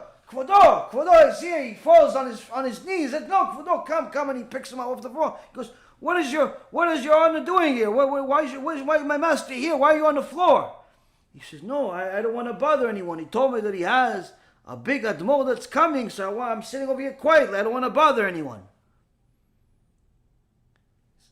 He says, I am the admor, you come over with me. And he tells the owner, the admor, the rich admor, tells them, the owner, aren't you ashamed? You have the biggest rabbi in the world sitting on the floor here. You don't feed him, nothing, that's what you do. The guy wanted the ground to swallow him. He says, I'm so sorry, I didn't know, please, please, forgive me, please this, please that. Rabbi Brisk says to him, the only way that I'll forgive you is any time you come to Brisk, you come stay by my house. What an unusual request. What an unusual request, we think. So, the owner, time passes and he goes to Brisk. And he knows that in order to get a forgiveness, not only in this world, but in the next world, he has to get the forgiveness of the Rav, he has to get hosted by him. And he goes to the Rav Brisk, and the Rav Brisk gives him treatment of a 5-star hotel. Breakfast, lunch, dinner, this, that, everything. 5-star hotel. After a few days, he's about to leave. Rabbi Brisk says to him, now do you know how to host people? And he says to him, the Rav is still upset with me.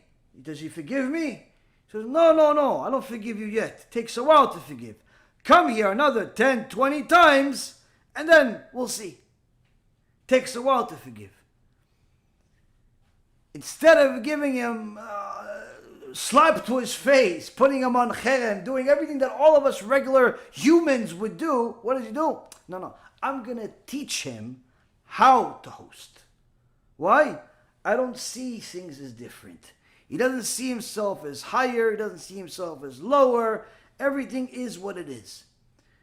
Evaluating things for what they are and not necessarily for more or less. Now, one of the peculiar challenges that we have in this generation, it comes from the Gaon Mivilna, who tells us, enlightens us about something that we already know of.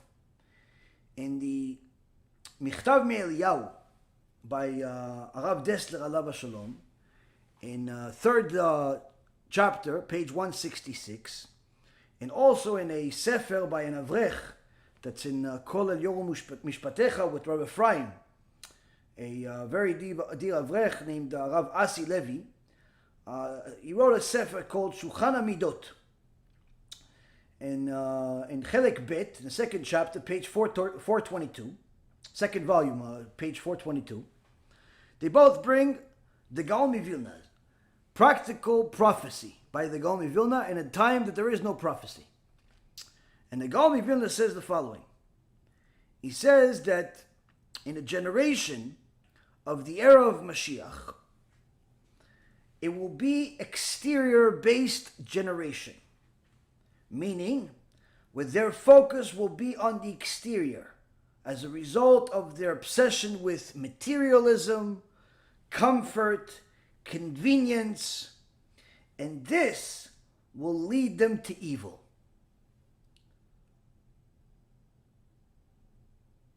He's not talking about all of the secular people that are just going to be focused on materialism and therefore they're going to abandon any Judaism. He's also talking about religious people like us.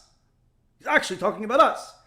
He says our obsession with materialism, our obsession with comfort, our obsession with convenience, that is not only symbolic of our generation, but that's what's going to bring us to evil if we don't put it under control.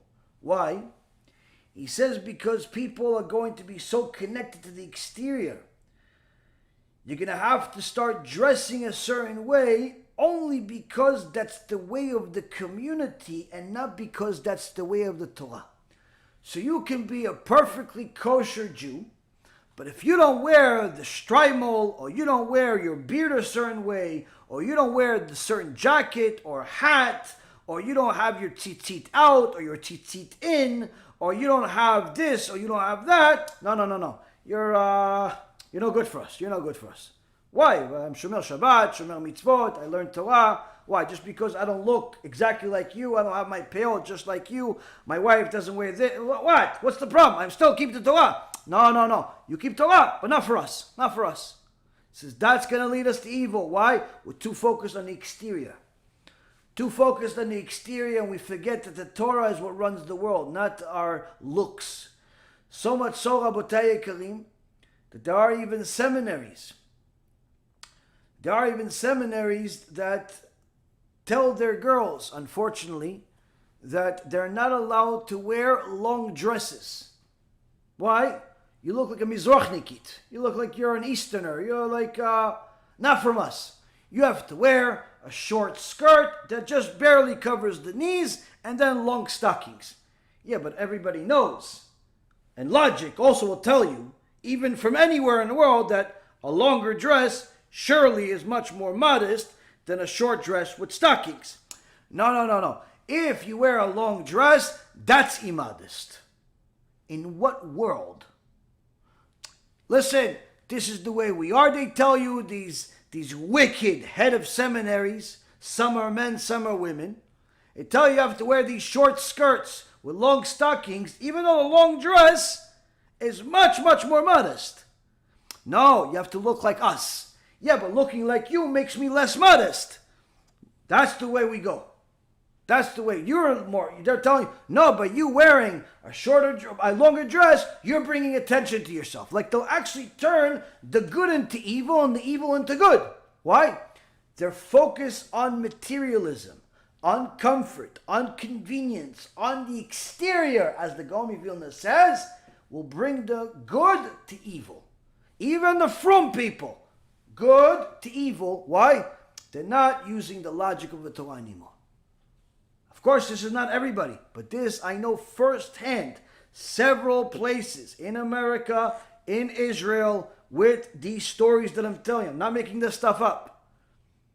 I have young girls and their mothers come to me crying hysterical, telling me they want to throw their girls out of the school or their boys out of their school just because of a hat or a dress or all types of things that are completely ridiculous. But this is what's happening. This is what's happening in today's world. And unfortunately, Rabotai, the Gaon Vilna says that this exterior-based generation will get to a point where they start getting their information about what's good from the news, from the media, not from the Torah itself. Why? When you're exterior-based, when you focus on everything else but the Torah, it will lead you from good to evil. Now, one of the greatest chachamim we've had in the last few hundred years is Rabbi Chaim Moshe Luzzatto, the Ramchal. The Ramchal, he learned initially under Rabbi Shaya Basan. He was his rabbi, and but the Ramchal was something out of this world already from a young age. That by the age of 14, it's said that the Ramchal already knew the entire Shas, the entire Zohar, and all of the Kitvei Arizal, all of the writings of the Arizal, all of it by heart. So, something like that is not really comprehensible for the rest of us humans. But nonetheless, this was someone we're all related to. This is one of our recent ancestors. And this Ramchal, from the age of 20, it says that he had literally a new angel come to him every day, a different angel, every day, teach him Torah. This led him to bring many new insights to the world, things that no one has ever seen before.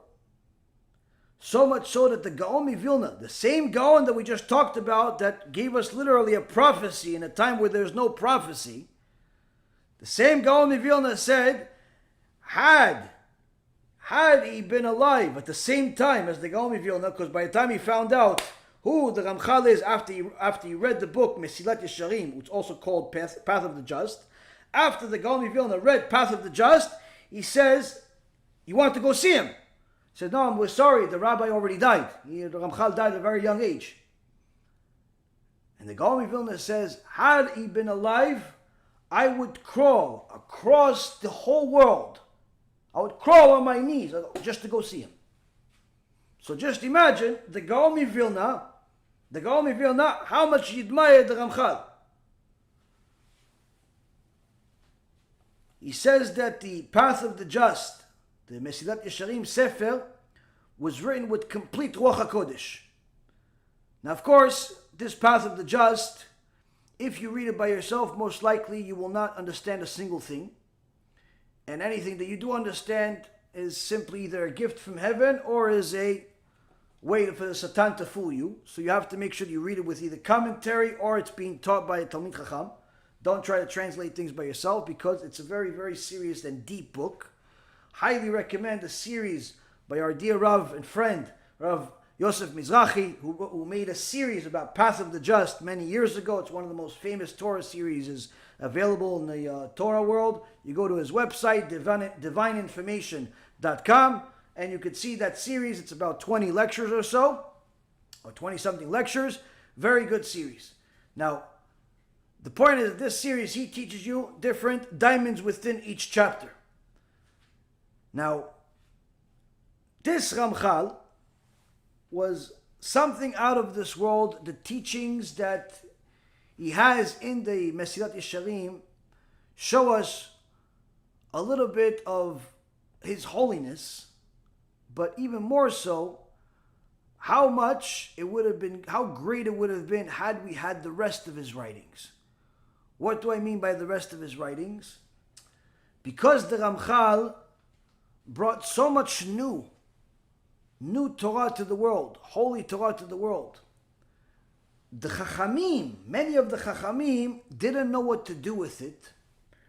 They didn't realize who and what he was, and actually accused the Ramchal of being someone that perhaps is continuing the teachings of Shabtai Tzvi, Shem Reshaim Yirkav, one of the false prophets that caused the most damage to Am Yisrael in history, aside from Yoshke, Shabtai Tzvi, Machshimo, and they thought that the Ramchal was continuing because he was teaching all types of Kabbalah and mystical teachings. So they thought surely this is from the same place. He's probably a new Shabtai Tzvi, new false Mashiach, or he is bringing this information from demons and all types of accusations.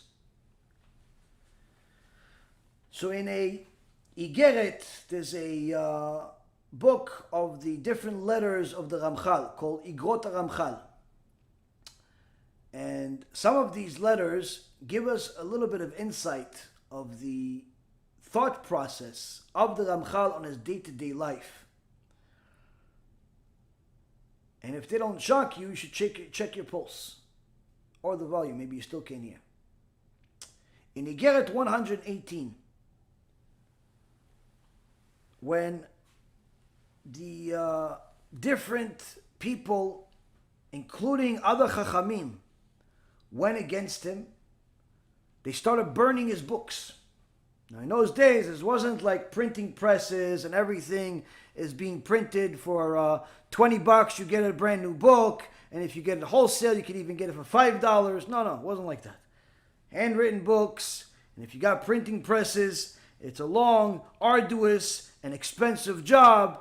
Anyway, these different people, including Chachamim, and I'm talking about some big Chachamim, thought that he was a continuation of Shabtai Tzvi, a false Messiah, and they started burning his books. They started chasing him everywhere. They started spreading Lashon Hara about him, all types of rumors that he's a person that brings demons and all types of things. And they caught him, they caused him a lot of damage and embarrassment and poured urine on him and really caused him insulted him in a lot of different ways, both physically and otherwise, and then made him sign a letter. What's the letter? The letter is him swearing not to publicize his writings. The different Chachamim from Venice, the scholars from Venice, made him promise not to publicize his writings. And in this Igeret 118, somebody asks the Ramchal, why isn't Hashem saving Kvodo? Why isn't Hashem, you're Kodesh Kodeshim, you're teaching the truth, you're doing good things, you are the Emet, why isn't Hashem fighting for you? Why isn't he saving you? Why is he letting these Reshaim, even though some of them are big rabbis, some of them are even good rabbis, you could say, how come Hashem is not saving you from them?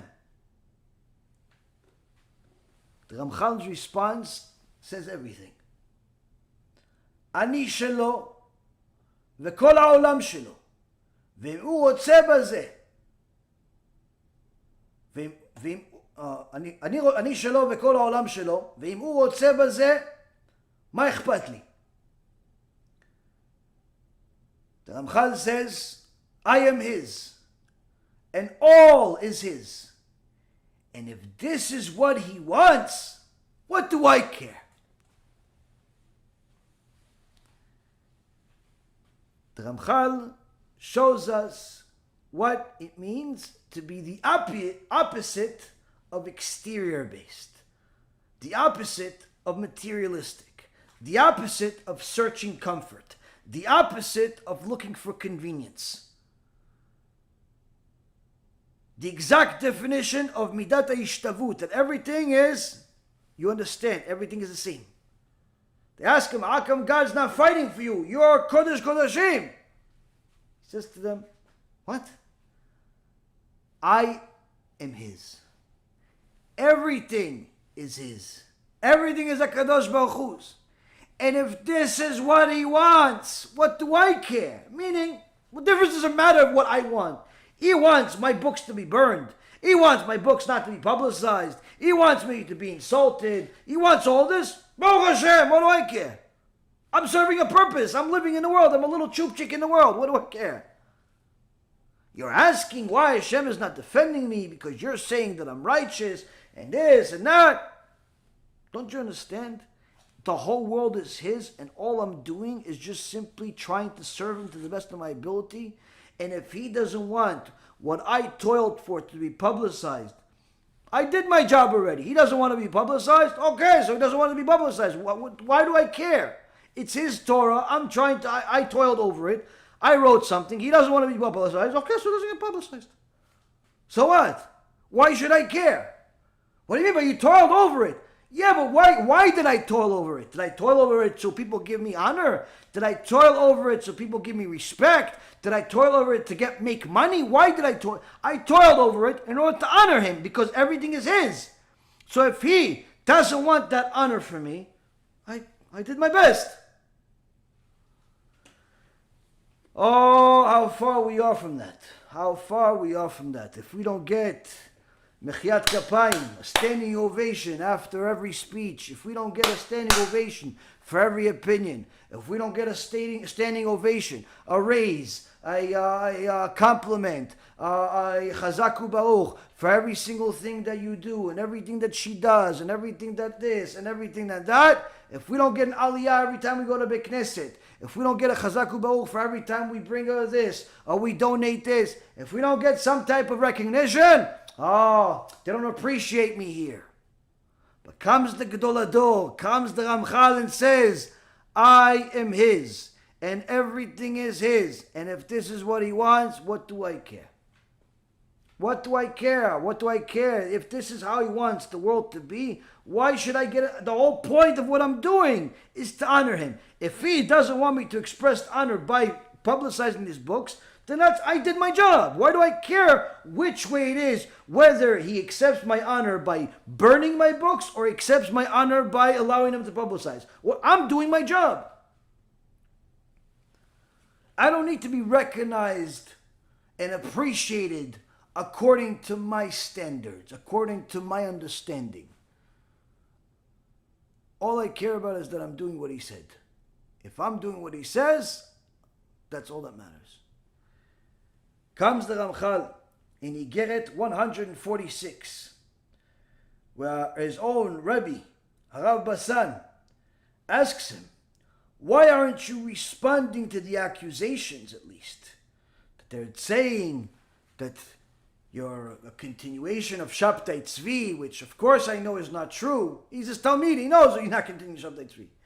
The accusations that you're using Shedim, I know you're not doing it. Why don't you at least respond to those accusations? And the Ramchal answers his rabbi this way. Is Kvod Harav rebuking me on this? When I believe that this is the best thing I've achieved in my whole life? To tell all the angry people to leave them alone in their anger, in their jealousy. Please, Kvod Harav, I tell you that this is the way that I plan to proceed, ducking my head to each wave. And all the things that the wicked people will say about me will not be as important to me as a peel of a garlic, and my heart regards it as if it doesn't happen at all. What's it to me? And about all these accusations. Meaning, why do I care about all these accusations? I don't need them for anything. I swear on my life that if they'd say a single truth about me, that it would hurt me. But since I know that it's all sheker, it's all lies and falsehood that they rely on, I regard them as if they don't exist in the world. I'm not seeking honor or respect. What difference is it to me if they say good or bad about me? Here the Ramchal says what we are supposed to think. Sometimes you are going to want to do tshuva, get closer to Hashem. But your girlfriend, your boyfriend, your best friend, your worst friend, your father, your mother, your whoever, is going to tell you, why are you becoming more religious? Why did you take off the wig and put a kisur rosh? Why are you all of a sudden going to the shiur Torah instead of going to the game? Why are you leaving this dishonest business and joining a good one that makes a lot less money? Why are you doing this? Why? And they start making fun of you, and they start calling you fanatic, and they start saying you're crazy, and they start saying you're in a cult. The Ramchal says you should not consider them even as much as a peel of a garlic. You don't need them, nor their positive or negative influence or words. Because if what they were saying was true, he says, then I would be hurt. Why? If they were saying that I'm a sinner, if I really am doing everything that they're saying, then it would hurt me, because I'm a sinner, I need to do tshuva. But since I know that everything that they're saying is falsehood, since I know that them telling me to stay in this corrupt business, that them telling me to stay wearing this immodest clothes or immodest wig, or them telling me to continue sinning against Hashem and violate Shabbat and doing all these opposite things of what Torah says, I know it's all falsehood, it's all corrupt, it's all terrible. So why should I even bother to even acknowledge it? Why should I be offended by it? Why should I care what they say? It's all wrong. And since it's all wrong, the Ramchal says, I don't consider it at all. In fact, it doesn't even exist to me.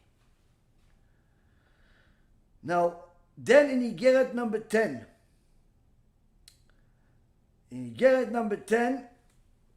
you see that the Ramchal had a nerve that was touched. Until now, it seems like he had no nerves, had no feelings almost.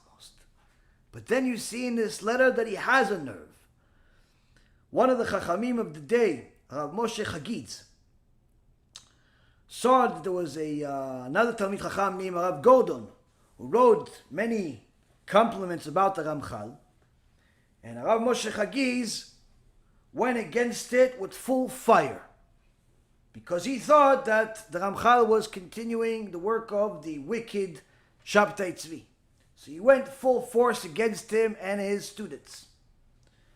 And Igeret number 10 is a response from the Ramchal to Rav Moshe Chagidz, saying the following: I swear today that if what was written 1,000-fold, 1,000 times, meaning all of these rebukes and insults and the things that Rav Chagidz wrote about Rav Ramchal, the Ramchal says, I swear that even if what you wrote was 1,000 times worse even than what you wrote, I would not be upset. Only that it's hard what was written about my friends. Who's our friends? All of the Talmidim, all of the students. As I know that they are all holy and serve Hashem with all of their might and they are very big chachamim. And your honor, he calls the Rav Chagiz, the one that insulted them and said all the horrible things about him. He says, in your honor, meaning he still gives them kavod. And your honor called them bad company, meaning he called all these avrechim, all of these scholars that are learning with me, he called them bad company. How could Kvodo call them bad company without knowing their true actions? Meaning you didn't come and see that they're bad people, that they're doing the bad things that you said.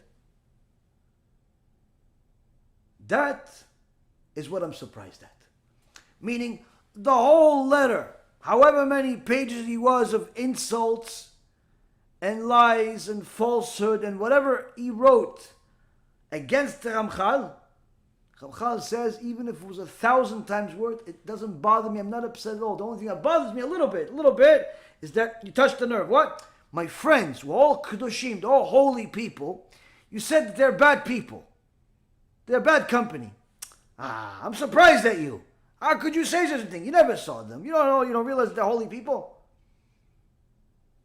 Him himself, not bothered. Why? I know everything he's saying is false. All these accusations are false. Why should it bother me? Why should it bother me? And then last but not least, in Igeret 135, this is where you see how the Ramchal understood what his purpose is and fulfilled his own letter pretty much. What he wrote in the beginning, where he says that he doesn't care so long as he's serving Hashem. It doesn't matter how, who, what, when. He just belongs to Hashem. In Igeret 135, Ramchal is responding to Rav Basan. Rav Basan was given 40 books from the Ramchal, 40 handwritten books, one of a kind. There was no copies. 40 different books that the Ramchal wrote, similar to Mesilat Yesharim, similar to Path of the Just. And these scholars of Venice found out that Rav Basan has them. There's only one in the world of each copy. And they started protesting to have him give over the books so they could burn them with the rest of the books. And Rav Basan, of course, did not agree. So they started protesting and causing all types of headaches to Rav Basan. As soon as the Ramchal found out, he wrote this Igeret. He wrote this letter to his rabbi, saying this: those who bless your honor will be blessed, and those who curse me, meaning the Ramchal is saying, those who bless you, Kvod Harav, will be blessed. But those that will curse me, meaning all those people are bothering you, they're cursing me, if they're mistaken, but they're doing it for the sake of heaven, chas v'shalom, may their curse not come back on them, and the sin be forgiven. But if they're doing it because of jealousy and pride, may their sword stab them in the hearts, and the curses be on their head. And they will go down, and this will be a shalom on Am Yisrael. So first, the Ramchal just introduced the letter. He says, Kvodo, all those that bless you will be blessed, and all of those people that are cursing me, he gives them kav zchut. He gives them the benefit of the doubt. He says, those people, if they're cursing me for the sake of heaven, they're cursing me for the sake of heaven, then may Hashem not curse them with their own curse. May Hashem not kill them with their own sword.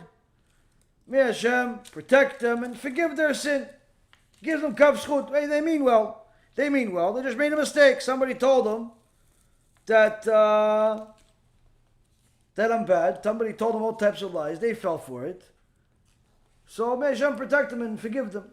But if they really don't mean for the sake of heaven, and they're doing it because they're jealous of me, or they have pride, and they're looking for more kavod from the community, and that's the reason, may their own sword be the one that stabs them in the heart, just like it says in the book of Samuel's. Book of Samuel's, chapter 23, verse 21, where Benaiah, the son of Yodada, killed the enemy with his own sword. So here there's a special significance of killing the enemy with his own sword. So the Ramchal says, if they curse me, may their own curses be come upon them, may they destroy themselves, and so on and so forth. So here he sees that you don't just give kaf zchut to everybody. If they mean for the sake of heaven truly, and they have something to rely on, may Hashem forgive them, because obviously they're wrong, but nonetheless, may Hashem forgive them. But if they're not doing it for the sake of heaven, they're doing it because of pride and in all types of evil, then we're not allowed to be merciful on the wicked. May their sword kill them first. And then he says,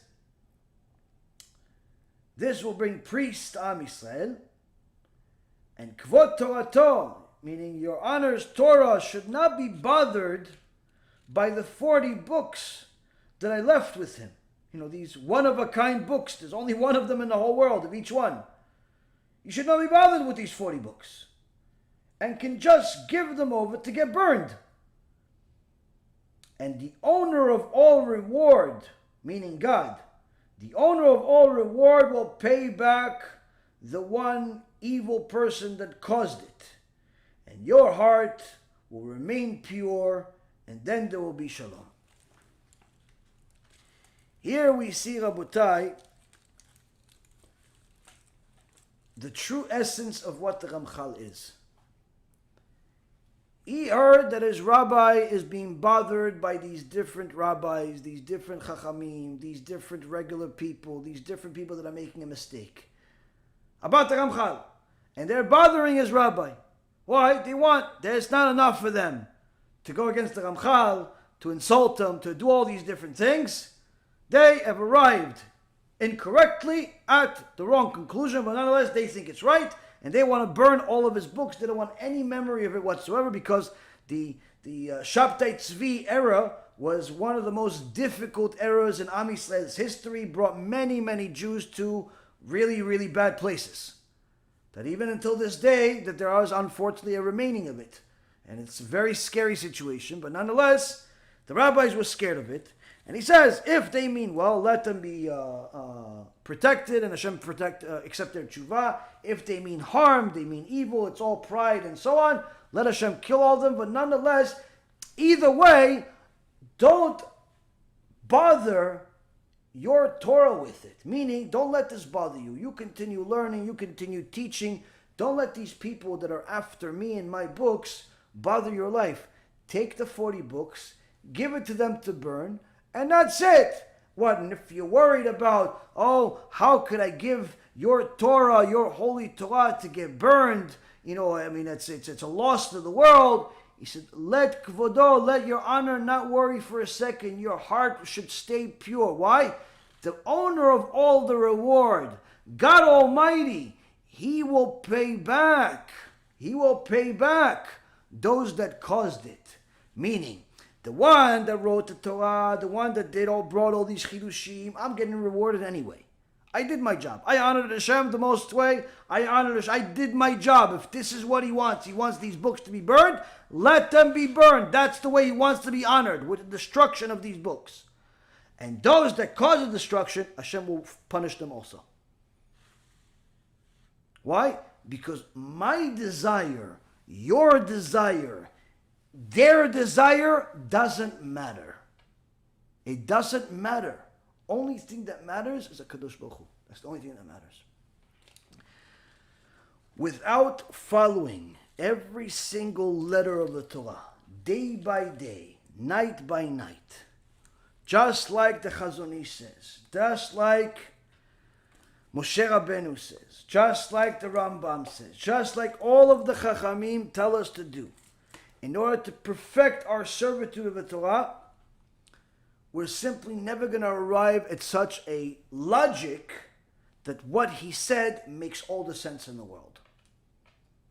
Because our logic, our flawed logic, our logic that's masked by a klipa of sins that we haven't done tshuva for yet, or sins that we're still making, our klipa that's full of ego, our klipa that's full of arrogance, our klipa that's simply there as we're producing it, It's not going to allow us to see the purity of his message. Why? Because we think, no, maybe he should have told him that, you know what, hide the books and just tell him you don't have it. Or maybe he should have just told him, just send them to me and I'll take care of it. Or maybe this or maybe that. We will say all types of other things. But the Ramchal knew exactly what he was saying. He says, listen, I toiled over the Torah. HaKadosh Baruch Hu wants to publicize it, that's his business. HaKadosh Baruch Hu wants to burn it, that's also his business. I did what I came to this world to do, which is to honor Hashem by learning and following his Torah. My desire, my want, my honor, my anything is completely inconsequential. It doesn't matter one bit because everything is his. And if my servitude of Hashem is bothering my teacher, my rabbi, if my servitude of Hashem is bothering you, my servitude of Hashem is causing you harm, they're bothering you, they're protesting, all that stuff, just please don't let it bother you. Give them the books to go burn. Why? Because the master of all good, he's going to take care of it. He's going to take care of it. Because I'm not looking for honor, I'm not looking for money, I'm not looking for recognition. All I'm looking for is to serve Hashem. That mentality is the purest form of serving HaKadosh Baruch Hu at such a level that you literally remove yourself from the picture and just see Hashem. This generation, the Gaon Vilna tells us, is the exact opposite of what the Ramchal is explaining. This exterior-based generation, pre-tshuva, the ones that haven't done tshuva, is the exact opposite. Why? Here, he's saying, all I care about is Hashem. Our generation, we care only about us. What can Hashem do for me? If I do this mitzvah, he's going to give me a reward. If I give this, he's going to give me 10 times more. If I do this, he's going to do this for me back. Everything is give and take. We're playing business with Hashem. Now don't get me wrong, you're allowed to ask for reward. You're allowed to even do mitzvot for reward. But that's definitely not the highest level of serving Hashem, first of all. And unfortunately, as we learned last week, it's one of the openings that the Satan uses to get you to sin. Why? Because when you start looking at mitzvot as a way to enjoy yourself physically, I'm only going to do this mitzvah of eating if it's good food. I'm only going to bless it if I'm really truly satiated because I ate 3-4 steaks. I'm only going to go to the wedding to make the bride and groom happy if they have good catering. I'm only going to do these different mitzvot if I get something in return type of mentality. That's the way the Satan comes into your life with mitzvot. He gets you used to enjoying the mitzvot physically, makes you think you're supposed to enjoy the mitzvot physically at all times, and that way he starts bringing you into other things to enjoy that perhaps are not exactly acceptable by the Torah, and in fact, forbidden. You see, Rabotai, Satan is not coming to us straight up telling us, listen, go become a murderer. He doesn't tell. He comes to us sometimes with mitzvot. And if we don't pay close attention to our surroundings, to our inner self, to everything that we're reading, to everything that we're listening to everything that we're saying, Satan comes in and he starts causing a commotion, and then bad things start to happen, and then we ask Hashem, why? That's the answer. The answer is, you aren't paying attention. We are in a critical generation. We are in a generation that if we do not take charge for ourselves, no one's going to do it for us. Even more so, if we don't start caring about each other to help Am Yisrael listen to this message and many other messages that our Chachamim told us in order to save ourselves from bad judgment, whether it's to educate the public about Tikkun HaBrit, educate the public about Shabbat, educate the public about the significance of developing good character traits and removing bad ones, developing purity and true servitude of Hashem. If we don't start publicizing this type of teachings to our fellow Jews, then the reality is we are sitting on the blood of our friends, on the blood of our brothers. It's very important that each and every single one of us exert whatever effort we can to help everybody else around us. Why? That's a character trait of God. He only gives. We can't really produce very much, but we can give. What can we give? We can give what's given to us. Hashem gave you money, give it back to help Am Yisrael see Torah. Hashem gave you time, give some of it back in order to help Am Yisrael see more Torah. Hashem gave you all types of talents, use part of it to publicize Torah. Hashem gave you the truth, make sure that truth, at the very least, is something that you show different people in your life, whoever you cross, whoever you run into. Why? Because you never know. They may actually want it.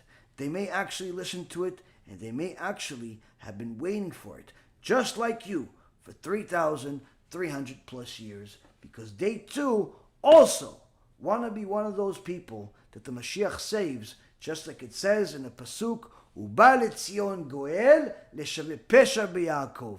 The Goel, the Mashiach, came to save all of those that used to be criminals, but they did tshuva.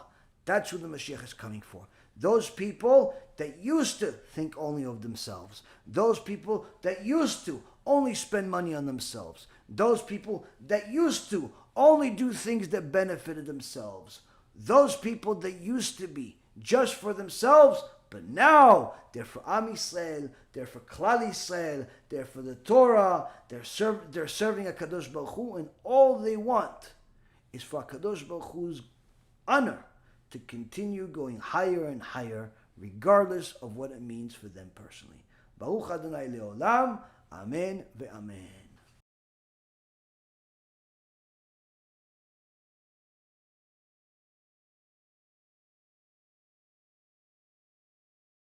Hashem Na'aseh v'Natzliach, Rabbi Yaron, introducing the new Be'ezrat Hashem lecture center. We Baruch Hashem are here in Cooper City, Florida, on Sterling Avenue. We have in the same shopping center we have a major kosher supermarket. Lots of Jews out here. Initially, we're going to start off this place next month with the place where we can do our weekly shiurim 3 times a week. And as Hashem, as the crowd grows, maybe we'll add some more shiurim in Hebrew as well.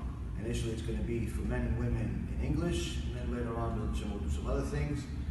Later on, we're going to need to transform this place also into a synagogue. But as you can see, the walls are empty. We need an enormous amount of books. We need a Sefer Torah. We need an Aron Kodesh. We need a mechitza. We need a bima. We need all the holy things that you need for a synagogue. Now, throughout the years, we've been very generous to other people who've donated to Torah, who've donated money to different synagogues, and I'm sure that HaKadosh Baruch Hu is going to send us the right people to donate all of these things to our organization, because all we want to do is spread Torah to the world. So anyone that is serious and looking to make a major contribution to our organization, whether it be the Sefer Torah, or the Aron HaKodesh, or the Mechitza, please contact us, or simply go to our website, be'ezrathashem.org, and may Hashem continue to bless you.